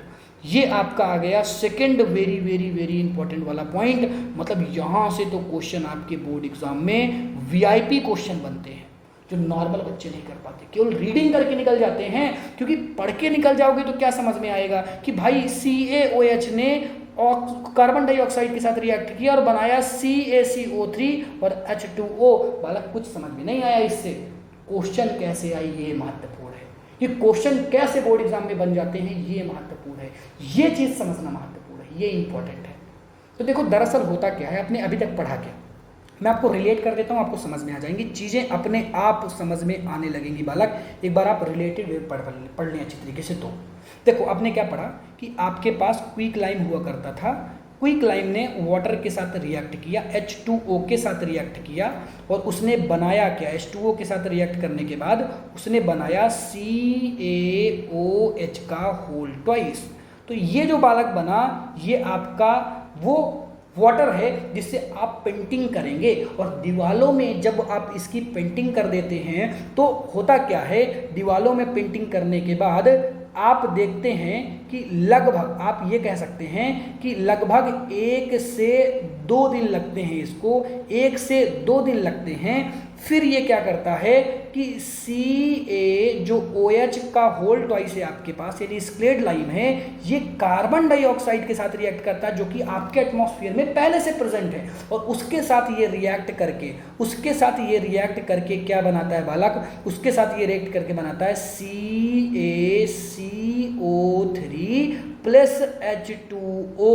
और बालक जो साइनिंग आती है ना वो इसी के कारण आती है। ये क्वेश्चन पूछा जाता है कि साइनिंग किसके कारण आई बालक, जब आपने पेंटिंग की तो साइनिंग किसके कारण आई, पेंटिंग करते ही तुरंत साइनिंग आएगी क्या, नहीं। जिसने चूने के पानी से पेंटिंग करते हुए देखा होगा तो जब आप पहले दिन पेंटिंग करते हैं बड़ा गंदा दिखता है, 1-2 दिन बाद अपने आप चमक आ जाती है। तो चमक कहाँ से आ रही है, साइनिंग सरफेस बन कहाँ से रही है, क्योंकि बालक हो क्या रहा है कि जो आपका स्क्लेड लाइम था वो कार्बन डाइऑक्साइड से रिएक्ट कर रहा है जो कि एटमॉस्फेयर में पहले से प्रेजेंट है। और उस कार्बन डाइऑक्साइड से रिएक्ट करके बना रहा है CaCO3 का होल ट्वाइस प्लस H2O। और यही CaCO3 का होल ट्वाइस को साइनिंग दे रहा है। यानी साइनिंग सरफेस कौन सी है, CaCO3 का होल ट्वाइस। और इसी को बालक हम बोलते हैं लाइम स्टोन, याद रखना, इसी को मैं बोलता हूं लाइम स्टोन, याद रखना बालक इस चीज को। इसी कैल्शियम कार्बोनेट को लाइम स्टोन में बोलता हूं। क्या बोलता हूं बालक, कैल्शियम कार्बोनेट को लाइम स्टोन बोलता हूं। और यहीं पर रिएक्शन नहीं रुकी, रिएक्शन यहीं पर नहीं रुकी। अगर आप इस कैल्शियम, क्वेश्चन कैसे पूछा गया बालक, देखो अब ऐसे क्वेश्चन भी पूछ लिए जाते हैं बोर्ड एग्जाम में। क्वेश्चन पूछा गया कि अगर आप इस कैल्शियम कार्बोनेट को हीट कर दें, अगर आप इस कैल्शियम कार्बोनेट को हीट कर दें तो क्या बनेगा, तो बनेगा बालक यहाँ पर कैल्शियम ऑक्साइड प्लस CO2। यानी अगर आप कैल्शियम कार्बोनेट को हीट करते हैं, अगर आप कैल्शियम कार्बोनेट को हीट करते हैं तो यहाँ से कार्बन डाइऑक्साइड रफू दो चक्कर हो जाएगी, मतलब भाग जाएगी, निकल जाएगी। और फिर से दोबारा कैल्शियम ऑक्साइड यानी स्क्लेड लाइम बन जाएगा। रिएक्शन पूरी याद रखना बालक, रिएक्शन पूरी याद रखना जो कि मैंने यहाँ पे लिख दी है, जो कि मैंने यहाँ पर रिएक्शन लिख दी है। इसलिए बढ़िया तरीके से इस रिएक्शन को याद रखना कि अगर दोबारा से आप इस लाइम स्टोन को लेते हैं और इस लाइम स्टोन को आप क्या कर देते हैं, हीट दे देते हैं, ये सिंबल हीट का है, तो अगर आप हीट दे देंगे तो ये बन जाएगा CaO और आपकी CO2 गैस अलग हो जाएगी। तो दोबारा से अगर आपको CaO को प्राप्त करना है तो आपको इसको हीट करना पड़ेगा। गर्मियों के दिनों में आप इस चीज़ को देखते हैं कि वही चूने की पुताई में क्या आता है, CaO दोबारा से चूनापन आ जाता है, यानी उसमें चौकपन आ जाता है, ये वो लगने लगती है सरफेस। जब आप पुताई कर देते हैं नॉर्मल तरीके से तब क्या होता है, आप देखते हैं कि जब आप उसको ऐसे टच करेंगे ना तो आपके हाथ में वो चूना लगेगा नहीं, लेकिन होता क्या है, जब हीटिंग बढ़ती है, हीट बढ़ती है तो दोबारा से वो चूना आपके हाथ में लगने लगता है, यानी अब सरफेस गिरने लगी है। सरफेस का मतलब ये है कि वो पाउडर बनने धीरे धीरे नीचे झड़ रहा है, एक समय आएगा दोबारा पुताई करना पड़ेगा आपको। क्लियर है क्या, ये पूरी रिएक्शन, ये जो पूरी रिएक्शन है ये वेरी इंपॉर्टेंट रिएक्शन बालक, वेरी इंपॉर्टेंट रिएक्शन थी जो मैंने आपको बताया, वेरी इंपॉर्टेंट रिएक्शन थी। इससे ज़्यादा इंपॉर्टेंट इसमें पॉइंट आपको नहीं मिलेगा। यानी हमने क्या बताया, देखो क्वेश्चन क्या आएगा, क्वेश्चन तो इस रिएक्शन से आएगा, आपको पता चल जाएगा कि कैसे कैसे रिएक्शन आ सकती है। बिल्कुल ये रिएक्शन से क्वेश्चन पूछा जाएगा, ये तो हो गया। अब और क्या क्वेश्चन पूछा जाएगा कि व्हाइट वॉशिंग के लिए किसका यूज करते हैं? व्हाइट वॉशिंग के लिए किसका यूज करते हैं? क्वेश्चन पूछा गया आपके पीवाईक्यू में बालक, इससे पीवाईक्यू में क्वेश्चन आ चुका है, पीवाईक्यू में क्वेश्चन आ चुका है इससे। तो व्हाइट वॉशिंग के लिए आप यूज करते हैं कैल्शियम ऑक्साइड का। बालक इसी को लिख के आना, कैल्शियम ऑक्साइड का यूज व्हाइट वॉशिंग के लिए किया जाता है। व्हाइट वॉशिंग का मतलब होता है व्हाइट कलर की पेंटिंग के लिए किसका यूज करते हैं बालक? तो कैल्शियम ऑक्साइड का यूज करते हैं। किसका यूज करते हैं? कैल्शियम ऑक्साइड का यूज करते हैं। तो कैल्शियम ऑक्साइड का यूज करेंगे तो कैल्शियम हाइड्रोक्साइड में चेंज हो जाएगी। कैल्शियम हाइड्रोक्साइड दोबारा से कार्बन डाइऑक्साइड से रिएक्ट करेगी, जो कि एयर में ही आपके एटमॉस्फेयर में प्रेजेंट है, और एक थिन लेयर बनाती है। क्वेश्चन पूछा गया थिन लेयर क्या है? क्वेश्चन पूछा गया व्हाट इज थिन लेयर, तो आप कहेंगे दिस इज कैल्शियम कार्बोनेट। ये कैल्शियम कार्बोनेट की क्या है बालक? कैल्शियम कार्बोनेट की थिन लेयर है, और इसी के कारण शाइनिंग सरफेस बनती है, शाइनी वॉल हो जाती है, इसी के कारण शाइनी वॉल हो जाती है। ये जो पैराग्राफ था वेरी इंपॉर्टेंट था। अब आपको पता चला कि एनसीईआरटी में क्या है। हाँ, इतनी सारी चीजें हैं, अब आप पढ़ते नहीं हैं इन चीज़ों को। जो मैं आपको पढ़ा रहा हूँ ना, मज़ा आ जाएगी आपको। आ रही कि नहीं आ रही? सभी बच्चे कमेंट करो, तुरंत कमेंट करो, तुरंत कमेंट करो। चलो, कितने बच्चों को याद है, मैं दोबारा से पूछता हूँ, कितने बच्चों को याद है कि लाइम स्टोन का फॉर्मूला क्या है? जल्दी से सभी बच्चे कमेंट कर दें। लाइम स्टोन का फॉर्मूला क्या है? मुझे पता चल जाएगा कौन बच्चा सीरियसली इस लेक्चर को अटेंड कर रहा है। जल्दी से सभी बच्चे कमेंट करें कि लाइम स्टोन का फॉर्मूला क्या है। चलो आगे बढ़ते हैं और कुछ चीज़ों को देखते हैं। एनसीईआरटी कहती है आओ और कुछ कॉम्बिनेशन रिएक्शंस को देखते हैं। लाइक जब हम कार्बन को बर्न करते हैं तो ऑक्सीजन के साथ वो रिएक्ट करती है और कार्बन डाइऑक्साइड बनाती है। यहाँ पर भी अगर आप देखेंगे तो ये जो प्रोडक्ट है आपका, ये आपका सिंगल प्रोडक्ट बना है, दैट इज क्या? Combination reaction. ये आपकी कॉम्बिनेशन रिएक्शन हो गई। सीधी सी पहचान है कि रिएक्टेंट ज़्यादा हो, प्रोडक्ट केवल एक हो, कॉम्बिनेशन रिएक्शंस कहते हैं। फिर आगे कहा गया कि fermentation of water H2O and O2, यानी कि यहाँ पर क्या किया गया है कि आपको वाटर बनाना है, और वाटर कैसे बना? H2 और O2 के रिएक्टिविटी से।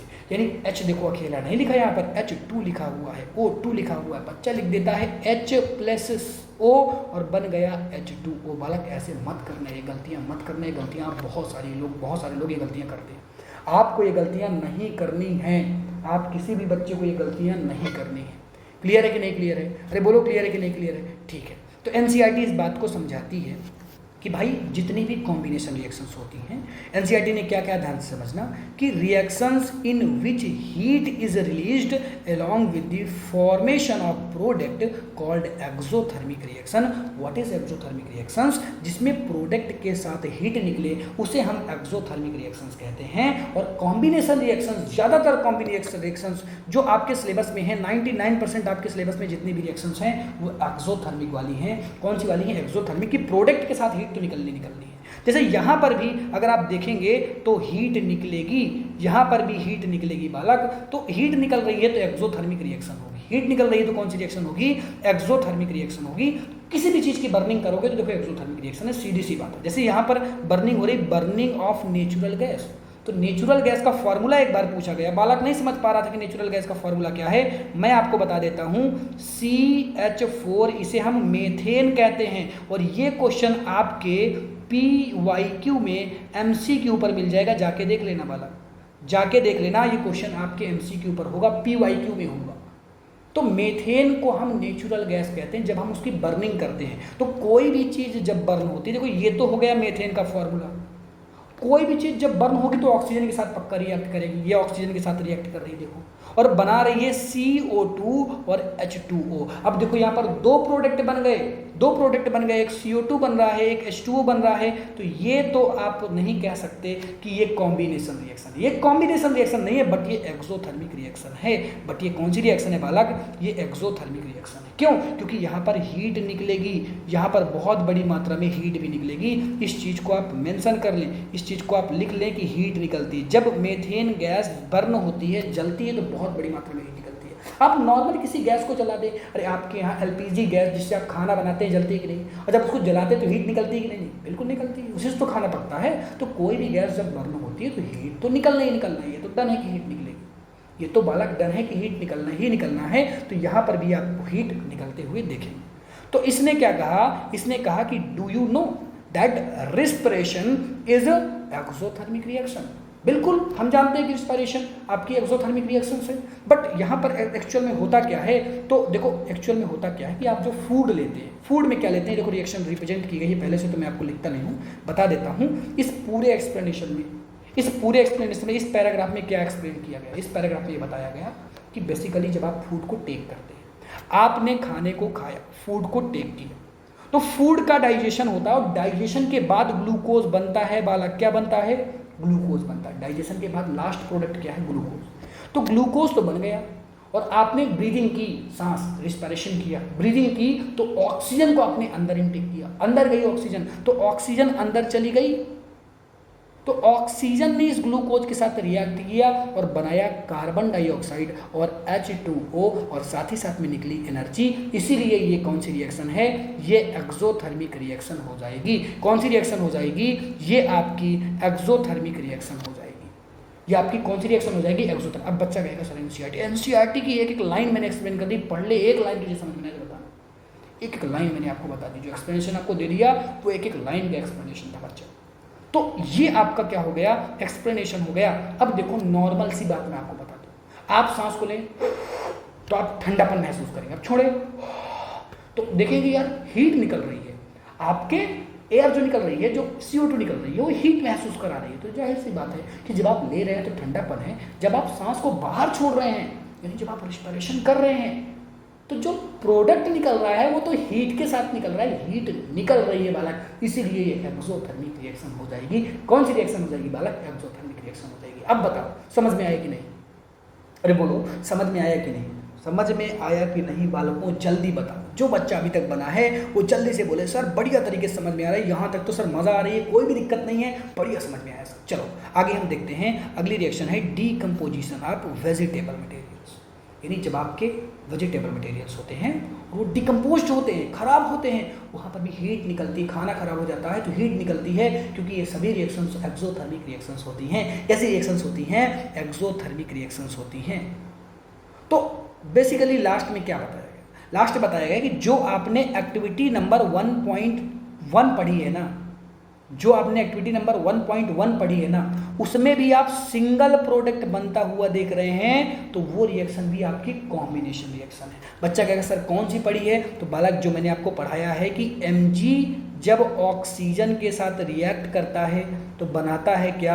MgO। तो जरा ध्यान से देखो, क्या ये जो MgO है ये सिंगल प्रोडक्ट है क्या? बिल्कुल सर सिंगल है, इसीलिए ये आपकी कॉम्बिनेशन रिएक्शन हो जाएगी। कॉम्बिनेशन रिएक्शन हो जाएगी। कौन सी रिएक्शन हो जाएगी बालक? कॉम्बिनेशन रिएक्शन हो जाएगी। क्या ये बात समझ में आई? सभी बालकों को समझ में आई? कोई भी दिक्कत, कोई भी परेशानी तो जल्दी कमेंट करो। आपकी एक एक परेशानी का रिप्लाई मेरे पास है, बट आपको क्या करना है बालक? आपको कमेंट करना है। सभी बच्चे जल्दी से कमेंट कर दें, जल्दी से तुरंत कमेंट कर दो कि क्या यहाँ तक की चीज़ें समझ में आ गई क्या। चलो दूसरी रिएक्शन है डीकम्पोजिशन रिएक्शन। मैं बहुत ही बेसिक सी बात आपको बताऊंगा। डीकम्पोजिशन रिएक्शन जो होती है वो डायरेक्ट अपोजिट होती है कॉम्बिनेशन रिएक्शन की। अब इससे भी PYQ में बालक क्वेश्चन पूछा गया। कौन सा क्वेश्चन पूछा गया? PYQ में क्वेश्चन आपसे आता है और पूछता है कि डीकम्पोजिशन का जस्ट अपोजिट रिएक्शन कौन सी है। तो just opposite reaction, just opposite reaction कौन सी हो जाएगी बालक? Combination reaction.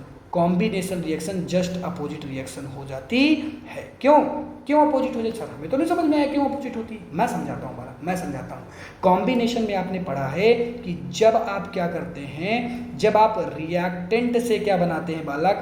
प्रोडक्ट बनाते हैं। तो आपको मैंने क्या पढ़ाया? आपको ये पढ़ाया, ध्यान से सभी बच्चे देखेंगे समझ में आ जाएगा, कि जब आप रिएक्टेंट से प्रोडक्ट बनाते हैं तो रिएक्टेंट आपके पास ज़्यादा होते थे लेकिन प्रोडक्ट आपके पास केवल एक होता था। यहाँ पर उल्टा हो जाएगा कि इस बार आपके पास रिएक्टेंट ओनली वन है, रिएक्टेंट ओनली वन है और प्रोडक्ट आपके पास मोर देन वन है। प्रोडक्ट आपके पास मोर देन वन प्रोडक्ट है। यानी प्रोडक्ट ज्यादा हो गए और रिएक्टेंट इस बार एक हो गए, जस्ट अपोजिट उसका हो गया कि रिएक्टेंट एक और प्रोडक्ट एक से ज्यादा हो गए, तो ये आपकी कौन सी रिएक्शन हो जाएगी, डिस्प्लेसमेंट। और डिस्प्लेसमेंट की बेसिक सी ट्रिक तो मैंने आपको बताई ही नहीं, बालक बेसिक सी ट्रिक भी तो बता दूं आपको कि बेसिक सी ट्रिक क्या कहती है। बेसिक सी ट्रिक क्या कहती है, तो बेसिक सी ट्रिक कहती है डिकम्पोज्ड का मतलब होता है तोड़ना, तोड़ना बालक, इसका मतलब होता है तोड़ना। इतना बस याद रखना, केवल इतना याद रखना, कुछ चीज़ें हिंदी से याद रख लिया करो, लिखना नहीं है बालक, इसको केवल याद रखना है। डिकम्पोजिशन का मतलब क्या होता है, तोड़ देना। मैं अगर इस पेन को कह दूँ, वैसे मैं कहूँगा नहीं, बहुत महंगा है, तो अगर मैं कह दूँ इस पेन को बालक तोड़ दो, तो क्या तोड़ने के बाद भी इसका एक ही पार्ट रहेगा क्या, कुछ तोड़ के दिखाता हूँ वैसे इसको तो तोड़ नहीं सकता। तो इस पेपर को मैं लेता हूँ और मैंने कहा इसको तोड़ो, यानी इसको जैसे आपने इसको तोड़ा तो इसके दो पार्ट बन गए, पहले ये एक था, अब इसके पास दो पार्ट आ गए बच्चा, तो दैट इज क्या हो गया, डिकम्पोजिशन रिएक्शन। यानी डिकम्पोजिशन रिएक्शंस में हमेशा बालक याद रखना कि एक रिएक्टेंट टूट के कई प्रोडक्ट बनाता है, उसी को हम डिकम्पोजिशन रिएक्शन कहते हैं। तो डिकम्पोजिशन रिएक्शन एक्टिविटी के थ्रू आप समझने की कोशिश करें, बहुत इंपॉर्टेंट है, ये आपका मोस्ट इंपॉर्टेंट रिएक्शन है, मोस्ट इंपॉर्टेंट रिएक्शन है। अब ये जितनी बातें मैं लिख रहा हूं ना बालक, जो बच्चा सीरियसली इन बातों को लिख के समझ लेगा ना, उसको कभी कोई प्रॉब्लम नहीं होगी। जो सीरियसली मुझको फॉलो कर रहा है ना, उसको तो मज़ा आ जाएगी एग्जाम में, उसको एग्जाम में बालक मज़ा आ जाएगी। यूपी बोर्ड इंग्लिश मीडियम वाले बच्चे नाच के फिर रहे होंगे, सीबीएसई बोर्ड वाले नाच के फिर रहे होंगे, क्यों, क्योंकि उसने हमसे पढ़ा है। सर एनसीईआरटी को बहुत डिटेल में समझा है। इसने कहा कि फेरस सल्फेट आपको लेना, ferrous sulphate that is FeSO4, ये आपका क्या हो गया, ये आपका फेरस सल्फेट हो गया वाला, क्या हो गया, फेरस सल्फेट हो गया। अब इसको आपको हीट देना, देखो कोई भी डिकम्पोजिशन होगा तो बिना हीट के तो नहीं होगा, यहां पर आपको हीट देना ही पड़ेगा। ये आपने हीट दे दिया वाला, तो ये ब्रेक डाउन हो जाएगा, किसमें, ये बनेगा Fe2O3 प्लस सल्फर डाइऑक्साइड बनेगी और साथ ही साथ सल्फर ट्राइऑक्साइड भी बनेगी। ज्यादातर बच्चे इतना तो याद रख लेते हैं Fe2O3 वाला मामला और SO2 वाला मामला भी याद रख लेते हैं, लेकिन इस थ्राइस को भूल जाते हैं। बच्चा यहाँ पर दो गैसेस साथ में निकलती हैं, SO2 और SO3 दोनों साथ में निकलती हैं गैसेस।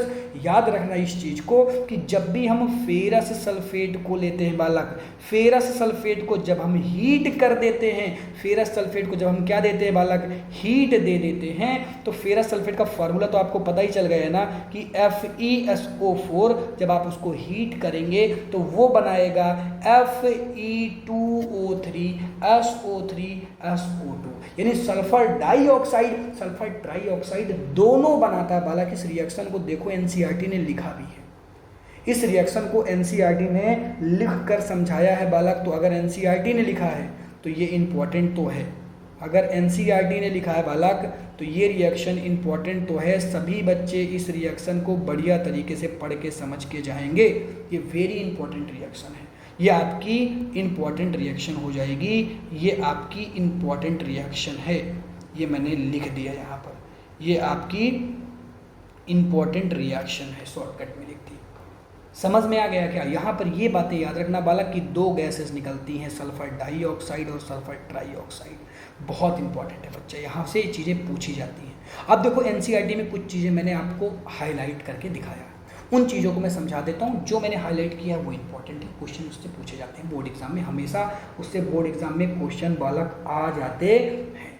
इसीलिए सभी बच्चे अच्छी तरीके से जो मैं समझा रहा हूँ उन पॉइंट्स को सीखेंगे, ठीक है ना। गर्मी बहुत है, अब समझाना तो है ही है, पढ़ाना तो है ही है बालक, चलो ठीक है ना। चलो तो एनसीईआरटी कहती है in this reaction you can observe that a single reactant breaks down give similar products. एक ही रिएक्टेंट आपके पास था लेकिन प्रोडक्ट बने 1, 2 और 3, प्रोडक्ट ज़्यादा रिएक्टेंट एक, तो ये कौन सी रिएक्शन हो गई? ये रिएक्शन हो गई डीकम्पोजिशन रिएक्शन। और इस डीकम्पोजिशन रिएक्शन में आपने देखा, और एक बात यहाँ पर याद रखना, क्वेश्चन इससे आ चुका है, सीबीएसई में आया, हालांकि यूपी में तो नहीं आया लेकिन पूछा जा पूछा जा सकता है बिल्कुल, कि जो आपके पास सल्फेट, जो आपके पास फेरस सल्फेट है, अगर वो क्रिस्टल फॉर्म में पाया जाए तो कैसे पाया जाएगा, तो FeSO4 इंटू 7H2O, याद रखना 7H2O। जब आपने इसको हीट दी ना तो इसने वाटर को क्या कर दिया, लॉस कर दिया, खो दिया इसने वाटर को, ठीक है ना। तो वाटर पूरा का पूरा उड़ गया, इवेपोरेट हो गया, तो वाटर बचा ही कहाँ प्रोडक्ट में, ठीक है ना। तो याद रखिएगा ये क्रिस्टल फॉर्म में अगर पाया जाएगा तो FeSO4, ये बात मैं आपको और अच्छी तरीके से हाईलाइट करके समझा दूं कि भाई ये चीज़ इंपॉर्टेंट है, यूपी बोर्ड इंग्लिश मीडियम के लिए बहुत इंपॉर्टेंट है, क्योंकि अभी इससे क्वेश्चन नहीं आया और मुझे उम्मीद है कि क्वेश्चन आ सकता है, इसीलिए इस पॉइंट को अच्छी तरीके से पढ़ेंगे। बाकी तो मैंने आपको समझा दिया कि आपके पास sulphur dioxide, sulphur trioxide, 2 gases मिलेंगी, साथ ही साथ में फेरिक ऑक्साइड भी मिलेगा जिसे हम बोलते हैं Fe2O3। तो ये आपकी क्या हो गई, कॉम्बिनेशन रिएक्शन। फिर अगला एनसीईआरटी कहती है कि अगर आपके पास कैल्शियम कार्बोनेट है तो कैल्शियम कार्बोनेट का मतलब CaCO3 है और उसको हीट कर दें। देखो ये यहाँ पर लिखी रिएक्शन जो मैंने ऊपर ही आपको समझा दी थी कि हीट करने पर CaO मिलता है और CO2 मिलता है।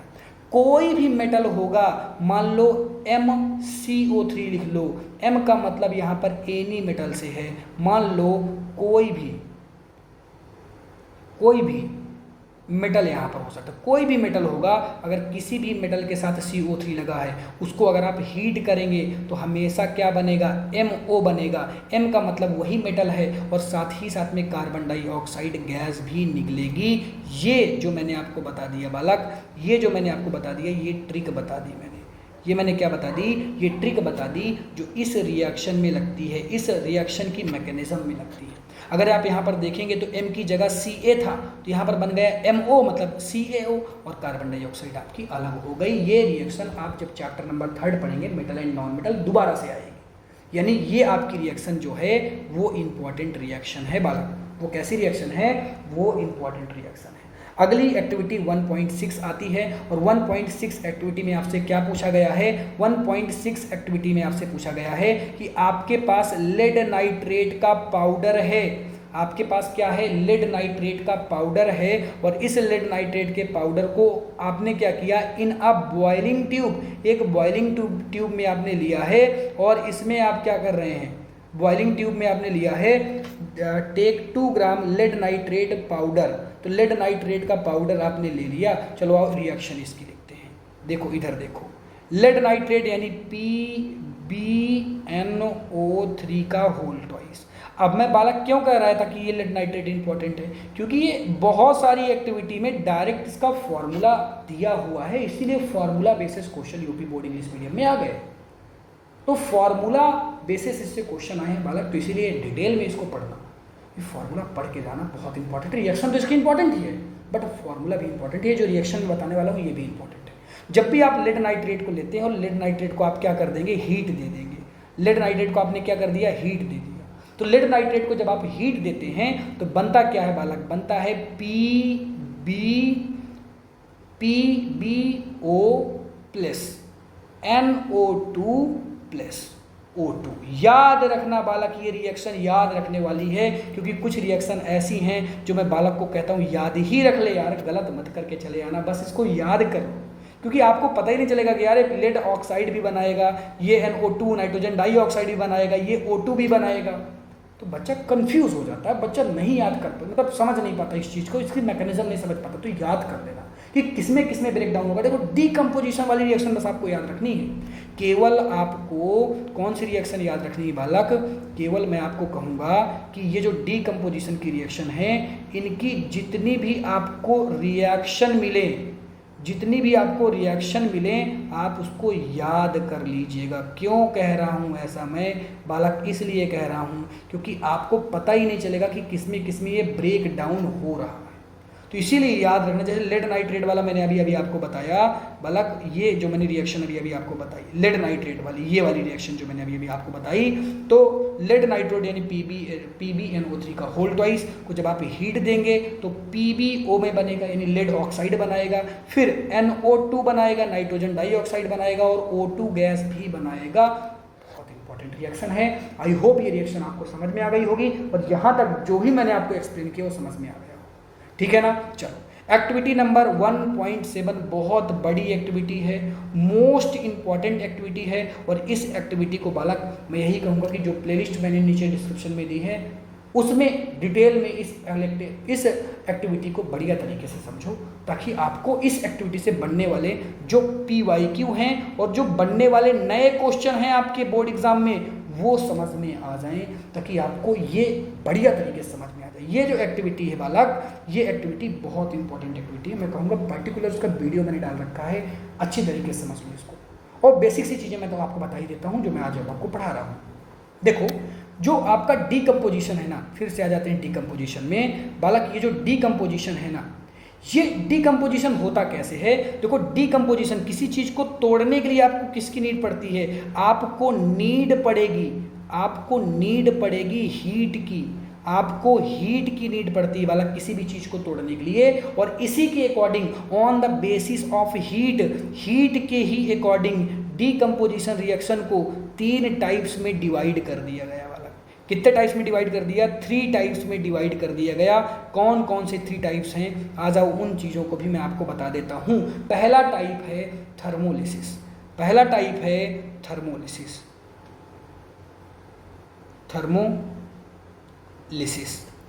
दूसरा टाइप है आपका फोटोलिसिस आगे लिख लीजिएगा। और तीसरा टाइप है आपका इलेक्ट्रोलिसिस। तो कहने का सेंस बालक ये है कि थर्मोलिसिस में आप डायरेक्ट हीट देते हैं, फोटोलिसिस में आप लाइट के थ्रू हीट देते हैं, और इलेक्ट्रोलिसिस में आप इलेक्ट्रिक करंट के थ्रू हीट देते हैं। ये हीट देने का अलग अलग तरीका है कि आप डायरेक्ट हीट देके किसी चीज़ को तोड़ रहे हैं, या आप सनलाइट के थ्रू तोड़ रहे हैं, या आप इलेक्ट्रिक करंट के थ्रू तोड़ रहे हैं। तो डायरेक्ट हीट के तो एग्जांपल मैंने आपको बता दिए। अब आपको इलेक्ट्रिसिटी वाले एग्जांपल यहां पर मिल जाएंगे। सपोज दैट आपने क्या लिया है, इलेक्ट्रोलिसिस में आपने क्या लिया? देखो, ये एग्जांपल है आपके इलेक्ट्रोलिसिस का।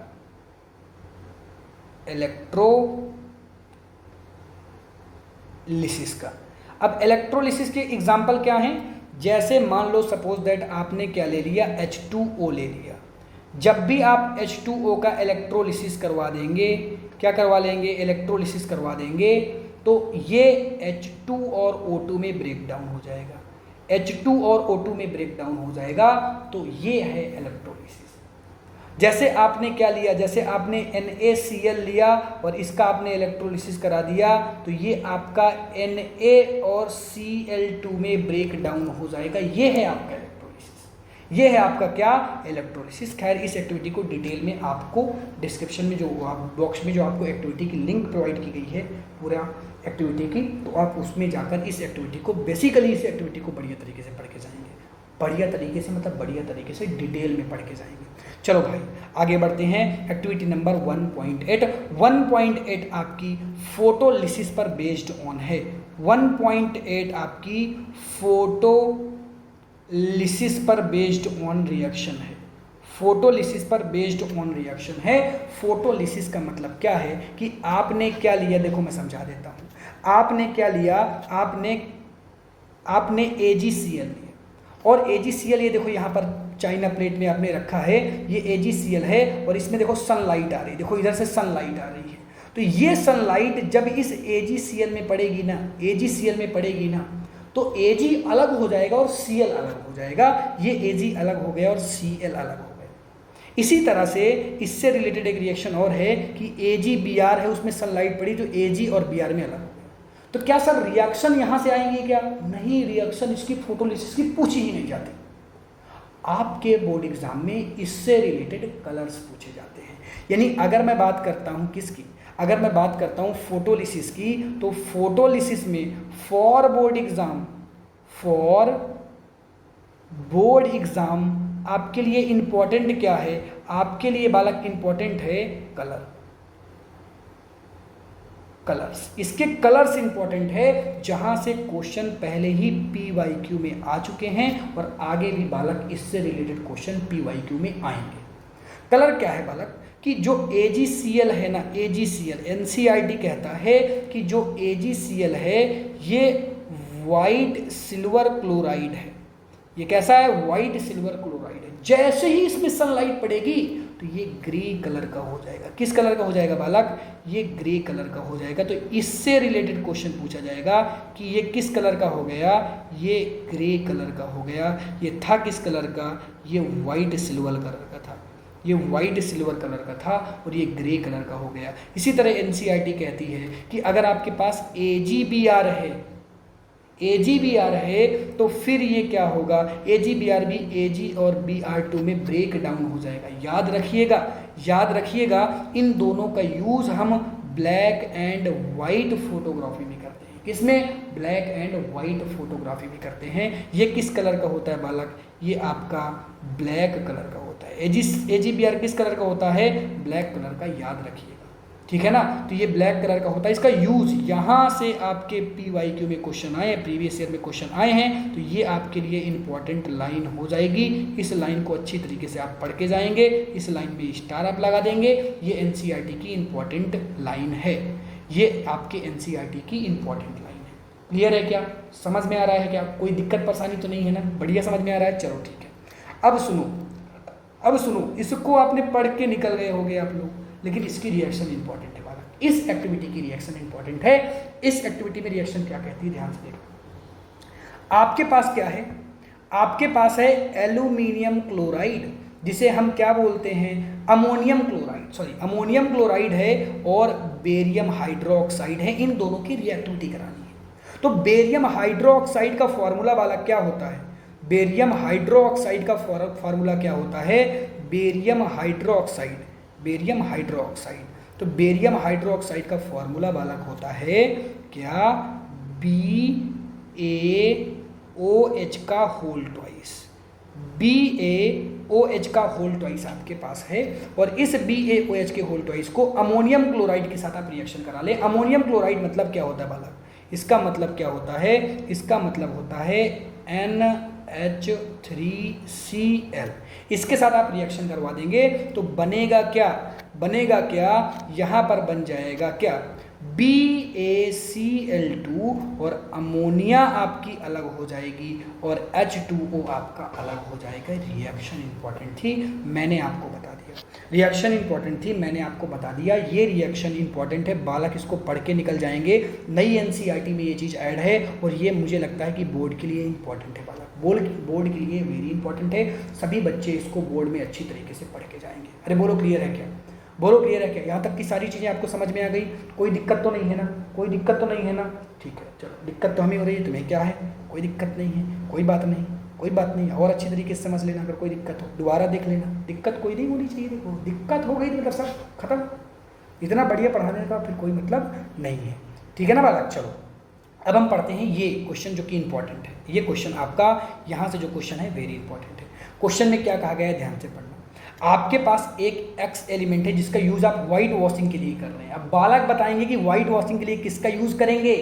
मैंने पहले बता दिया है कि व्हाइट वॉशिंग के लिए आप किसका यूज करेंगे, फॉर्मूला लिख दो जल्दी, पहले ही बता दिया। सभी बच्चे जल्दी से कमेंट करें कि ये X क्या है, और इसकी रिएक्शन, इस X का आपको नाम लिखना और इसकी रिएक्शन लिखनी है। पहले मैंने बता दिया, दोबारा नहीं बताऊंगा, होमवर्क है, ये आप खुद से करेंगे। पहला क्वेश्चन भी दूसरा क्वेश्चन भी पहले मैंने बता दिया है। सभी लोग ये कमेंट करेंगे, मैं देखूंगा कौन बच्चा अभी तक की चीज़ों को समझ रहा है। अगर समझ रहा है तो दोनों क्वेश्चन आपके अपने आप बन जाएंगे, बिल्कुल बन जाएंगे। चलो अगली रिएक्शन है डिस्प्लेसमेंट रिएक्शन। डिस्प्लेसमेंट रिएक्शंस क्या होती हैं, जिसमें चीज़ों को डिस्प्लेस्ड कर दिया जाता है कि एक दूसरे को डिस्प्लेस कर देता है। जैसे एग्जांपल ले लें, जैसे AB आपके पास है और AB ने रिएक्शन की C के साथ, तो C ने क्या बना लिया बालक, C आपका मोर रिएक्टिव था, तो C ने क्या किया, A को मार के बाहर निकाल दिया बालक। A को मार के क्या किया, बाहर निकाल दिया। ध्यान से देखो, C ने इसको बाहर निकाल दिया। अब C ने जगह ले ली किसकी, A की, तो यहाँ पर हो गया क्या, C, B और A आपका तन्हा बेचारा अकेला पड़ा हुआ है, अकेला निकल गया। जो किसी के साथ हुआ करता था अब वो अकेला है, रो रहा है। तो ऐसी रिएक्शन को बोलते हैं डिस्प्लेसमेंट रिएक्शन। यहाँ पर more reactive element less reactive element को डिस्प्लेस कर देता है। सर रिएक्टिविटी ऑर्डर कैसे याद रखेंगे, कौन किसको डिस्प्लेस करेगा, उसके लिए भी डिस्क्रिप्शन में एक वीडियो मैंने प्रोवाइड की है, हाउ टू कि आप कैसे उस रिएक्टिविटी को ट्रिक के थ्रू याद कर सकते हैं। वैसे एक ट्रिक है, काशीनाथ का पंडित आया, काशीनाथ का पंडित मांगे ऑडी जेन फरारी, ठीक है ना, सुनकर फिर भी है क्यों हैरानी, ऑडी नहीं आज चांदी सोना बेच के बन जाऊंगा दानी। एक ट्रिक मैंने बहुत ही बेसिक से बनाई थी। आप रिएक्टिविटी सीरीज जरूर देख लेंगे नीचे डिस्क्रिप्शन में, क्योंकि बिना उसके ये नहीं पता चलेगा कि कौन किसको डिस्प्लेस कर रहा है। अभी मैं केवल एक चीज़ बताऊंगा कि डिस्प्लेसमेंट में रिएक्टिविटी सीरीज सबसे मेन होती है, और रिएक्टिविटी सीरीज में जैसे जैसे आप नीचे की तरफ जाएंगे बालक, जैसे जैसे नीचे की तरफ जाएंगे तो रिएक्टिविटी जो है वो घटती है। ऊपर वाले ज़्यादा मोर रिएक्टिव होते हैं, नीचे वाले कम रिएक्टिव होते हैं, ठीक है ना। चलो आ जाओ। इस जो एक्टिविटी एनसीईआरटी में इसमें दी हुई है, ये वाली एक्टिविटी जो दी हुई है, इस एक्टिविटी को आइए नीचे समझते हैं, रिएक्शन के थ्रू समझते हैं। पूरी बातें केवल रिएक्शन के थ्रू ही समझ में आ जाएंगी। तो डिटेल में सभी बच्चे इस रिएक्शन को देखेंगे, किया क्या गया, इस सोल्यूशन के साथ क्या किया गया। मैं पहले आपको एक्टिविटी समझा देता हूँ। एक्टिविटी समझाना बहुत इंपॉर्टेंट है। आपको ये एक्टिविटी दिख रही होगी, एक फिगर दिख रहा होगा। इस फिगर में क्या किया गया है कि यहाँ पर 2 नेल रखी गई हैं जो कि आयरन से बनी हुई हैं, और एक सोल्यूशन में रखी गई हैं जो कि कॉपर सल्फेट का सोल्यूशन है, यानी CuSO4 का सोल्यूशन है, जिसमें आपने इसको ऐड किया है, रखा है। कुछ समय तक आप इसको रखेंगे तो आपको देखने के लिए क्या मिलेगा कि आपकी जो नेल पहले ऐसे हुआ करती थी उस पर ब्राउन कलर की एक लेयर चढ़ जाएगी, और जो आपका सोल्यूशन पहले ब्लू हुआ करता था अब वो कुछ फेड कलर का हो जाएगा, ऐसे हो जाएगा। तो ये हुआ क्यों? इस एक्टिविटी में ये जवाब मांगा गया है कि क्यों हुआ। तो दरअसल हुआ क्या, देखो हुआ क्या, मैं आपको बता देता हूँ। दरअसल हुआ क्या, इसमें एक रिएक्शन हो रही है। इसमें एक क्या हो रही है बालक, इसमें एक रिएक्शन हो रही है। सर कौन सी रिएक्शन हो रही है, वो तो मैं बताऊँगा तभी आपको समझ में आएगा। आ जाओ बताता हूँ कि कौन सी रिएक्शन हो रही है। दरअसल यहाँ पे हो क्या रहा है कि जो आपका Fe है ना, Fe ये रिएक्ट कर रहा है CuSO4 के साथ। अब CuSO4 में जो आपका Fe है ये आपका मोर रिएक्टिव है, जबकि ये जो आपका Cu है ये आपका लेस रिएक्टिव है। तो मोर रिएक्टिव वाला क्या करता है, लेस रिएक्टिव वाले को मार कर बाहर कर देता है। तो Fe ने क्या कर दिया बालक, Fe ने जगह ले ली किसकी, Cu की, और Cu की जगह बस Fe लिख दो, बाकी लिख दो SO4, और Cu बेचारा अकेला हो गया। तो देखो जो सोल्यूशन पहले ब्लू कलर का रहा होगा, ये सोल्यूशन पहले कैसा था, ब्लू कलर का था, ये CuSO4 था तब ब्लू कलर का था ना। अब तो ये क्या हो गया, FeSO4 बन गया, Cu आपका अलग हो गया। तो इस सोल्यूशन के कलर्स तो चेंज होने ही थे, ये डिस्प्लेसमेंट रिएक्शन की वजह से। यहाँ पर डिस्प्लेसमेंट हुआ कि एक ने दूसरे को क्या किया, एक ने दूसरे को डिस्प्लेस कर दिया due to reactivity, due to reactivity. I hope ये चीज़ आपको समझ में आ गई होगी कि जब आप Fe लेते हैं और CuSO4 के साथ रिएक्ट करवाते हैं तो बनता है FeSO4 आयरन सल्फेट, और ये बन गया कि आपका Cu। यहाँ पर ये चीज़ आपको बताई गई कि यहाँ पर ये चीज़ें हो क्यों रही हैं, एक्चुअल में ये चीज़ें क्यों हो रही हैं। ये चीज़ मैंने आपको एक्सप्लेन कर दी, बता दी, और डिटेल में देखना तो वही आपसे कहूँगा कि रिएक्टिविटी सीरीज आप देखें। कुछ बेसिक से एग्जांपल और देख लेते हैं कि जैसे आपके पास यहाँ पर क्या है, जैसे आपके पास यहाँ पर Zn है और यहाँ पर आपके पास क्या है, CuSO4 है। तो यहाँ पर Zn आपका मोर रिएक्टिव। सर कैसे पता चलेगा कौन रिएक्टिव ज़्यादा है बालक, रिएक्टिविटी सीरीज आपको आनी चाहिए। अब Zn आपका नीचे आता है और Zn आपका ऊपर आता है और Cu आपका नीचे आता है, तो Zn कहेगा भैया भागो यहाँ से, Cu भैया यहाँ से हट जाओ क्योंकि मैं ज़्यादा रिएक्टिव हूँ। Zn ने Cu की जगह ले ली और Cu अलग हो गया। कितनी आसान सी रिएक्शन है, बताओ कितनी आसान सी रिएक्शन है। एक बंदे को अलग कर दिया, एक बंदे को जोड़ दिया, कुछ नहीं किया भाई, उसकी जगह में उसको रख दिया, उसकी जगह में उसको रख दिया, काम खत्म। इतनी आसान सी रिएक्शन, हाँ इतनी आसान सी रिएक्शन है ये, बहुत आसान रिएक्शन है। ठीक है, नेक्स्ट रिएक्शन है जैसे Pb ले लिया, लेड, और लेड की रिएक्शन करवा दी CuCl2 के साथ, तो लेड मोर रिएक्टिव है, Cu को मार के बाहर निकाल दिया, लेड Cu की जगह आ गया और Cu आपका अलग हो गया, जैसे कि यहाँ पे अलग हुआ था। दोनों में क्या हुआ, Cu अलग हो गया। अब आपको समझ में आया होगा कि हाँ यार ये आपकी डिस्प्लेसमेंट रिएक्शन है। डबल डिस्प्लेसमेंट रिएक्शन इसी तरह से है, बस उसमें दोनों चीज़ें एक्सचेंज होंगी, जैसे कि यहाँ पर डबल डिस्प्लेसमेंट रिएक्शन के बारे में बताया गया। आपको क्या लेना है, आपको सोडियम सल्फेट लेना है। सोडियम सल्फेट का फॉर्मूला होता है Na2SO4। देखो रिएक्शन भी नीचे लिखी गई है, रिएक्शन भी नीचे लिखी गई है, आपको सोडियम सल्फेट लेना है, सोडियम सल्फेट की रिएक्शन बेरियम क्लोराइड के साथ करवा देना है। तो देखो कितनी सिंपल सी बात हुई। ध्यान से इस रिएक्शन को देख लो बालक, इस रिएक्शन को सभी बच्चे ध्यान से देख लें, इस रिएक्शन को सभी बच्चे ध्यान से देख लें। हुआ क्या, जरा ध्यान से सभी बच्चे इस रिएक्शन को देखें कि हुआ क्या इस रिएक्शन में। इस रिएक्शन में हुआ क्या कि आपके पास Na2SO4 था, BaCl2 था। अब यहाँ पर आपको अगर ये भी नहीं पता ना कौन किसका रिएक्टिविटी है, तब भी आप काम कर सकते हैं। कुछ नहीं करना, एक सिंपल सी ट्रिक अपनानी है कि जहाँ पर Ba है वहाँ पर Na लिख दो, जहाँ पर Na है वहाँ पर Ba लिख दो। यानी Ba ने जगह ले ली किसकी, Na की। क्या Ba ने पहली जगह ली होगी क्या, नहीं। सोडियम आपका ज़्यादा रिएक्टिविटी को शो करता है, तो सोडियम ने Ba को मार के बाहर निकाला, तो Ba ने कहा रुको रुको, तुम भी तो जगह खाली करके आए हो, इस बार तुम अकेले नहीं थे, हर बार तुम अकेले हुआ करते, तुम अकेला हो जाता था, अब तुम किसी के साथ थे तो मैं भी किसी के साथ रहूँगा, तो मैं भी किसी के साथ बालक रहूँगा। तो यहाँ पर क्या हुआ, ध्यान से देखो इस रिएक्शन में बालक, सभी बालक और बालिकाओं ध्यान से देख लेना कि सोडियम ने Ba की जगह ले ली और Ba ने सोडियम की जगह ले ली। जहाँ पर कभी सोडियम हुआ करता था वहाँ पर अब Ba है, और जहाँ पर कभी Ba हुआ करता था वहाँ पर अब सोडियम है। तो इसी को हम डबल डिस्प्लेसमेंट बोलते हैं, क्योंकि यहाँ पर आयंस का एक्सचेंज हो जाता है। इसी को हम क्या बोलते हैं, डबल डिस्प्लेसमेंट। और ये इंपॉर्टेंट बात मैं आपको बताने वाला हूँ कि यहाँ पर प्रेसिपिटेट रिएक्शन भी हम इसे बोल देते हैं। क्यों प्रेसिपिटेट बोलते हैं, क्योंकि यहाँ पर ये चीज़ बहुत इंपॉर्टेंट है कि एनसीईआरटी क्या कहती है। एनसीईआरटी कहती है you will observe that a white substance which is insoluble in water. आपको एक वाइट सब्सटेंस मिला जो कि क्या है, सब्सटेंस क्या है कि ये वाटर में इनसॉल्युबल है, अच्छी तरीके से घुल ही नहीं रहा। तो इसी को हम, इस इनसॉल्युबल सब्सटेंस को के कारण इस रिएक्शन को हम प्रेसिपिटेट कह देते हैं, क्योंकि ये वाइट सब्सटेंस जो मिला है इसी को तो मैं प्रेसिपिटेट बोलूँगा, और इसी के कारण मैं इसे प्रेसिपिटेट रिएक्शन बोल देता हूँ। तो ये जो वाइट कलर का क्रिस्टल है ना बालक, वो ये है, ये बेरियम सल्फेट। तो ये बेरियम सल्फेट NaCl तो आपको पता है कि ये तो नमक है, कॉमन सॉल्ट है, तो ये तो वाटर के साथ डिजॉल्व है, बट ये वाटर के साथ इनडिजॉल्व है, ये वाटर के साथ मिलेगा नहीं। और जो चीज़ें वाटर के साथ नहीं मिलती उन्हें हम प्रेसिपिटेट बोलते हैं, और ऐसी रिएक्शन जिसमें प्रेसिपिटेट बन रहे होते हैं उन्हें हम प्रेसिपिटेट रिएक्शंस बोलते हैं। अब बच्चा गलती ये करता है कि अगर पूछा जाए व्हाट इज प्रेसिपिटेट रिएक्शन, तो वो डिकम्पोजिशन की रिएक्शन की परिभाषा, डिफिनेशन चिपका के चला आता है। उसको लगता है कि जो प्रेसिपिटेट रिएक्शन है वो डिस्प्लेसमेंट रिएक्शन ही है। नहीं बाला, डिस्प्लेसमेंट रिएक्शन के एग्जाम्पल प्रेसिपिटेट रिएक्शन की एग्जाम्पल सेम है, बट दोनों की डिफिनेशन अलग अलग है। प्रेसिपिटेट रिएक्शन ऐसी रिएक्शंस होती हैं जिसमें रिएक्टेंट में कोई सॉलिड नहीं होता लेकिन प्रोडक्ट में सॉलिड बन जाता है, दैट इज प्रेसिपिटेट रिएक्शन। यहाँ पर अगर आप देखेंगे तो ये एक्वस है, यहाँ पर देखेंगे ये एक्वस है, बट यहाँ पर ये सॉलिड बन गया बालक, यहाँ पर ये क्या बन गया, सॉलिड बन गया, तो दैट इज क्या कहेंगे, इसको हम कहेंगे प्रेसिपिटेट रिएक्शन बालक। इसी को मैं क्या कहता हूँ, इसी को मैं प्रेसिपिटेट रिएक्शन बोलता हूँ। अब बोलो प्रेसिपिटेट रिएक्शन समझ में आई कि नहीं?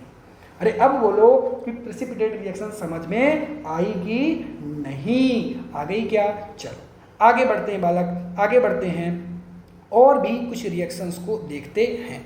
यहाँ पर फिर से एक्टिविटी नंबर 1.2 में आया गया, और मैंने 1.2 एक्टिविटी जब आपको पढ़ाया था अभी तो जब मैंने स्टार्टिंग में लेक्चर स्टार्ट किया तभी मैंने बता दिया था कि ये डबल डिस्प्लेसमेंट रिएक्शन है, और यही चीज़ यहाँ पर मेंशन की गई कि भाई डबल डिस्प्लेसमेंट रिएक्शन है।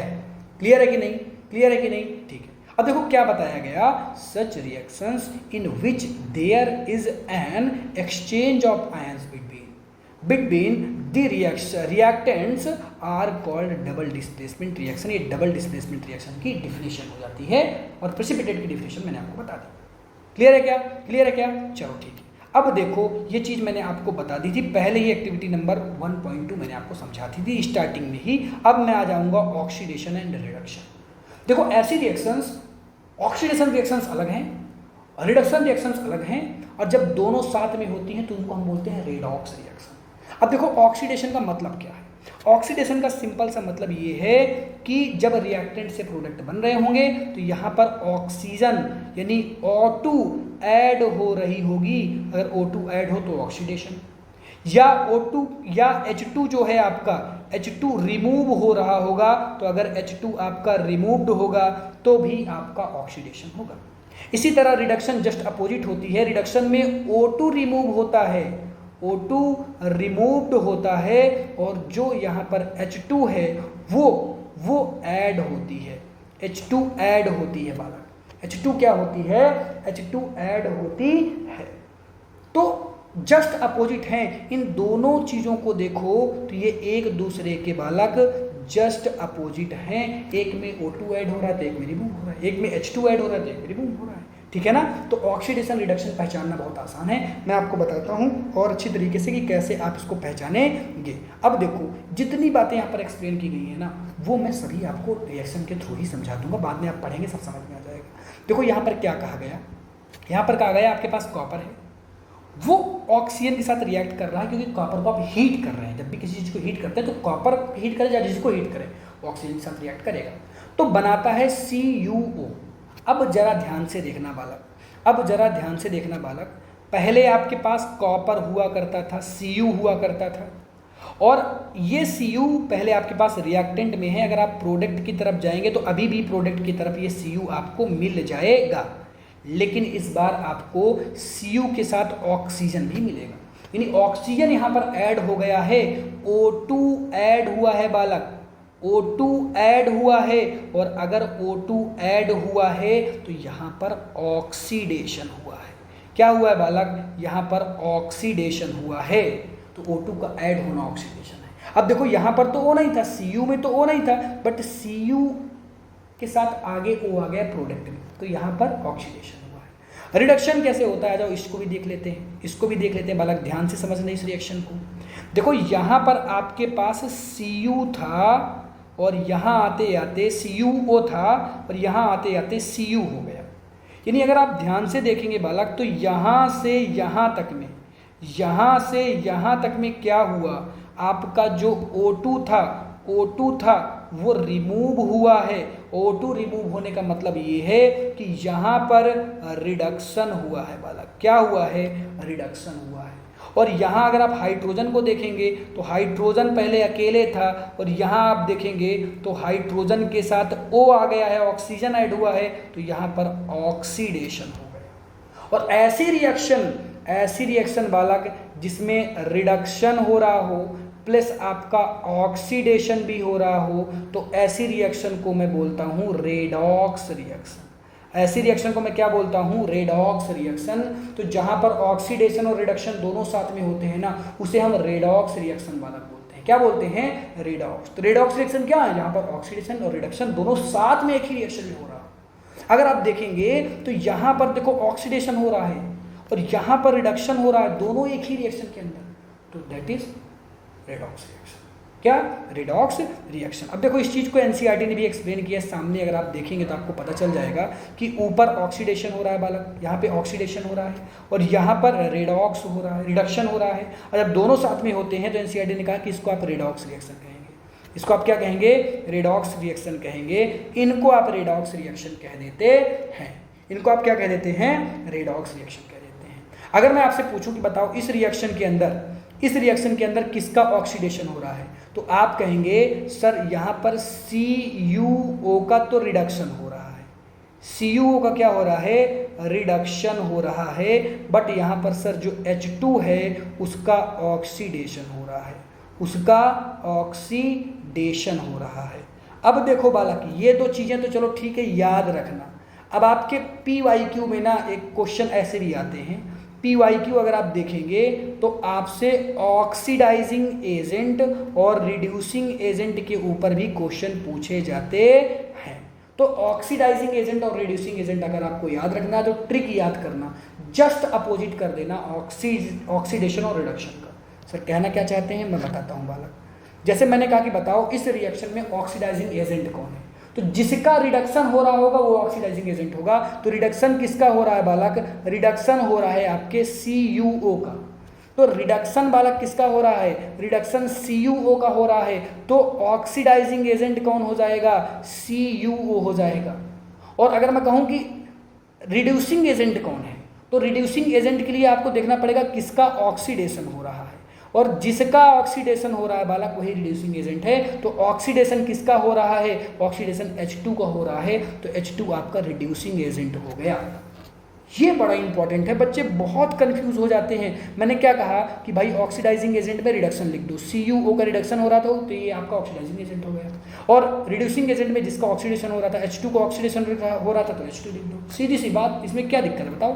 कोई भी दिक्कत नहीं। आ जाओ इनको बता देते हैं, ये रिएक्शंस जो एग्जाम्पल के फॉर्म में दी हुई हैं इनके आंसर्स बता देते हैं। इनमें आपको क्या क्या बताना है? इनमें आपको बताना है भाई किसका ऑक्सीडेशन हो रहा है, फिर आपको बताना है भाई किसका रिडक्शन हो रहा है, फिर आपको बताना है कौन ऑक्सीडाइजिंग एजेंट है, फिर आपको बताना है कौन रिड्यूसिंग एजेंट है। सबसे पहली रिएक्शन के बारे में बात करेंगे, सबसे पहली रिएक्शन के बारे में बात करेंगे भाई। पहली रिएक्शन को पहले देखेंगे, जरा ध्यान से देखना। यहाँ पर ZnO है और यहाँ पर Zn है, यानी Zn से O गायब हुआ, O गायब होना मतलब रिडक्शन हो गया, तो ZnO का क्या हो गया? ZnO का रिडक्शन हो गया। तो ZnO का रिडक्शन हुआ तो ऑक्सीडाइजिंग एजेंट हमें मिल गया ZnO। जस्ट अपोजिट चलता है, जिसका रिडक्शन होता है वही ऑक्सीडाइजिंग एजेंट होता है। अब यहाँ पर कार्बन था और यहाँ पर CO2 हो गया, कार्बन के साथ ऑक्सीजन आ गया, मतलब यहाँ पर ऑक्सीडेशन किसका हो गया? कार्बन का। तो जिसका ऑक्सीडेशन हो गया है वो आपका क्या हो जाएगा? रिड्यूसिंग एजेंट हो जाएगा, C। और ये आप होमवर्क में करेंगे। सभी बच्चे कमेंट करके बताएं इसका आंसर क्या होगा। सभी बच्चे कमेंट करके बताएं आंसर क्या होगा। अब देखो दिक्कत बच्चों को होती ना, यहाँ पर सर 3-3 है, कैसे पता चलेगा? अरे 3-3 है तो अलग अलग देख लो। अलग अलग कैसे देख लोगे? मैं बता देता हूँ भाई, बच्चों को बहुत कन्फ्यूजन होती है रिएक्शन में। मैं बता देता हूँ आपको, होमवर्क नहीं देता हूँ, बता देता हूँ आपको कैसे। आ जाओ ध्यान से देखना, इसको मैं बता देता हूँ भाई, आ जाओ इसको किनारे कर लेते हैं और इसको मैं बता देता हूँ, एक्सप्लेन कर देता हूँ। देखना, यहाँ पर MnO2 है, यहाँ पर MnCl2 है, यानी O तो गायब हो गया, तो इसका क्या हो गया? इसका रिडक्शन हो गया, ठीक है। यहाँ पर HCl है तो H से H को मिलाओ ना, तो H से H को मिलाए तो यहाँ पर HCl है, यहाँ पर H2O है, यानी इसका ऑक्सीडेशन हो गया, इसका ऑक्सीडेशन हो गया। यहाँ पर तो पता चल गया कि क्या किसका हो रहा है, पता चल गया कि नहीं? अब देखो, अगर आप देखेंगे ध्यान से तो अगर आप इसको देखेंगे इसके साथ तो ऑक्सीडेशन हुआ है, अगर आप इसको देखेंगे किसके साथ, इसको अगर आप देखेंगे किसके साथ, इसके साथ Cl2 के साथ, तो H रिमूव हो गया, यहाँ पर भी ऑक्सीडेशन हुआ है, H रिमूव हुआ तो ऑक्सीडेशन हुआ है। ऐसे करके आप देख सकते हैं, कंफ्यूजन आपको नहीं होनी चाहिए। अब ऑक्सीडाइजिंग एजेंट, रिड्यूसिंग एजेंट आप कमेंट करके बताएंगे कि इसका ऑक्सीडाइजिंग एजेंट कौन है। बताओ, रिडक्शन इसका हो रहा है तो ये क्या होगा? ऑक्सीडाइजिंग एजेंट कि रिड्यूसिंग एजेंट? अगर इसका ऑक्सीडेशन हो रहा है तो ये क्या होगा? बताओ, इसी तुम्हें बताना है कि ये ऑक्सीडाइजिंग एजेंट है या फिर ये रिड्यूसिंग एजेंट है, और इसका भी तुम्हें बताना है कि ये ऑक्सीडाइजिंग एजेंट है या ये रिड्यूसिंग एजेंट है। बालक तुम लोग बताओगे इसको, तुम लोग इसको अच्छी तरीके से, बढ़िया तरीके से बताओगे। तो आई होप यहाँ तक की सारी चीज़ें आपको समझ में आ गई होंगी, कोई भी दिक्कत आपको नहीं होगी, ठीक है ना। चलो अब देखो एक्टिविटी नंबर 1.1 के बारे में फिर से कुछ बताया गया। अब आगे देखो कैसे बताया जा रहा है, ध्यान से देखना। यहाँ पर बताया गया कि आपने जो मैग्नीशियम रिबन ली थी, जब वो दार्जिलिंग फ्लेम के साथ, एयर के साथ रिएक्ट करके जल रही थी, तो उसमें चेंज इनटू वाइट सब्सटेंस, जो वाइट सब्सटेंस बना था यानी मैग्नीशियम ऑक्साइड, तो magnesium oxide are reduced or reduction. ये आपसे पूछा कि भाई इसका ऑक्सीडेशन हुआ कि रिडक्शन हुआ, आप बताइए। अब आप बताइए कि ये रिएक्शन Mg थी, जब आपने रिएक्शन करवाई तो ये O2 के साथ रिएक्शन हो गई और बना MgO।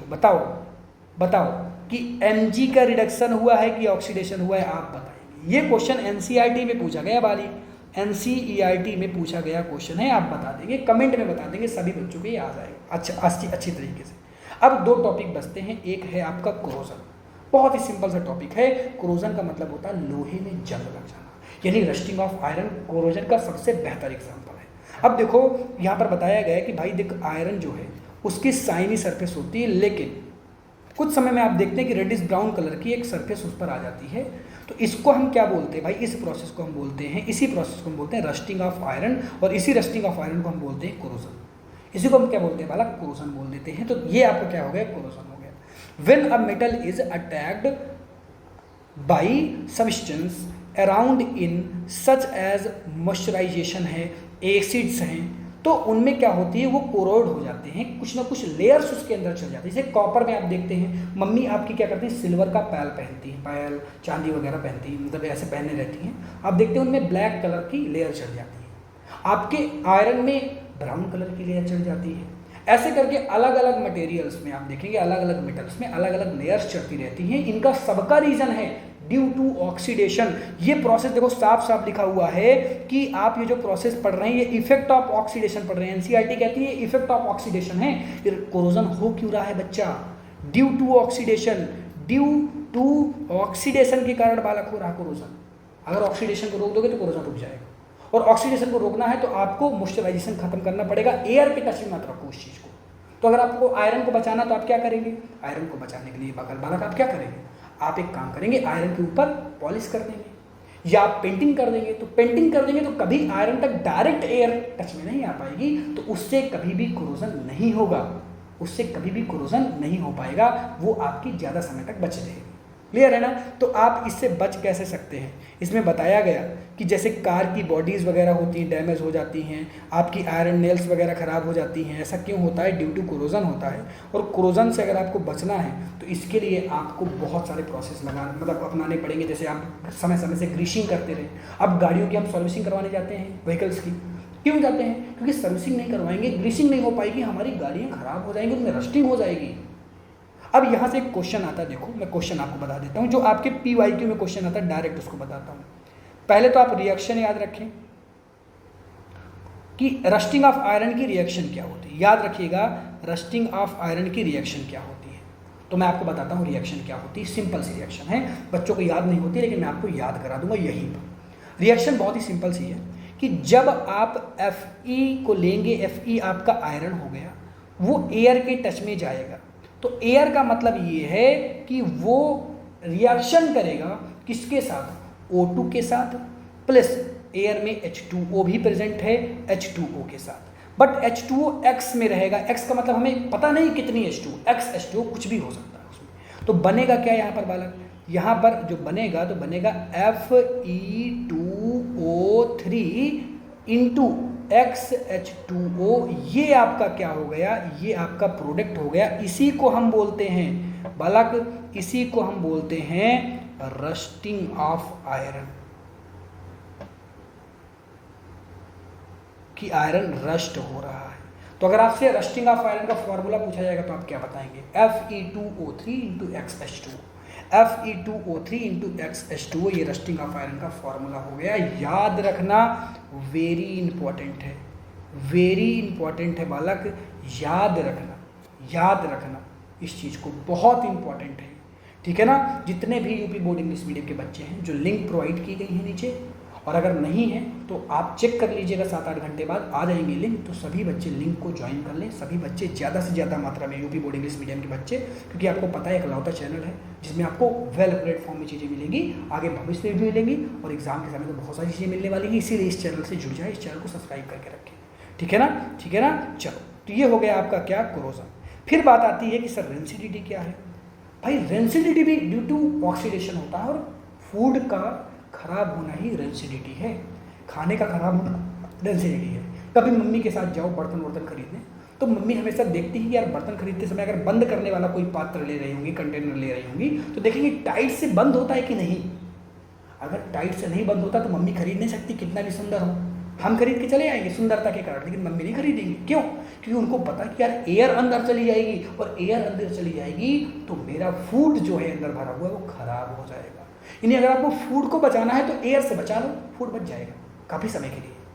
अब जैसे आप पैकेट्स वगैरह खरीदने जाते हैं मार्केट में, तो मार्केट में जब आप पैकेट्स वगैरह खरीदने जाते हैं तो आप क्या ध्यान देते हैं?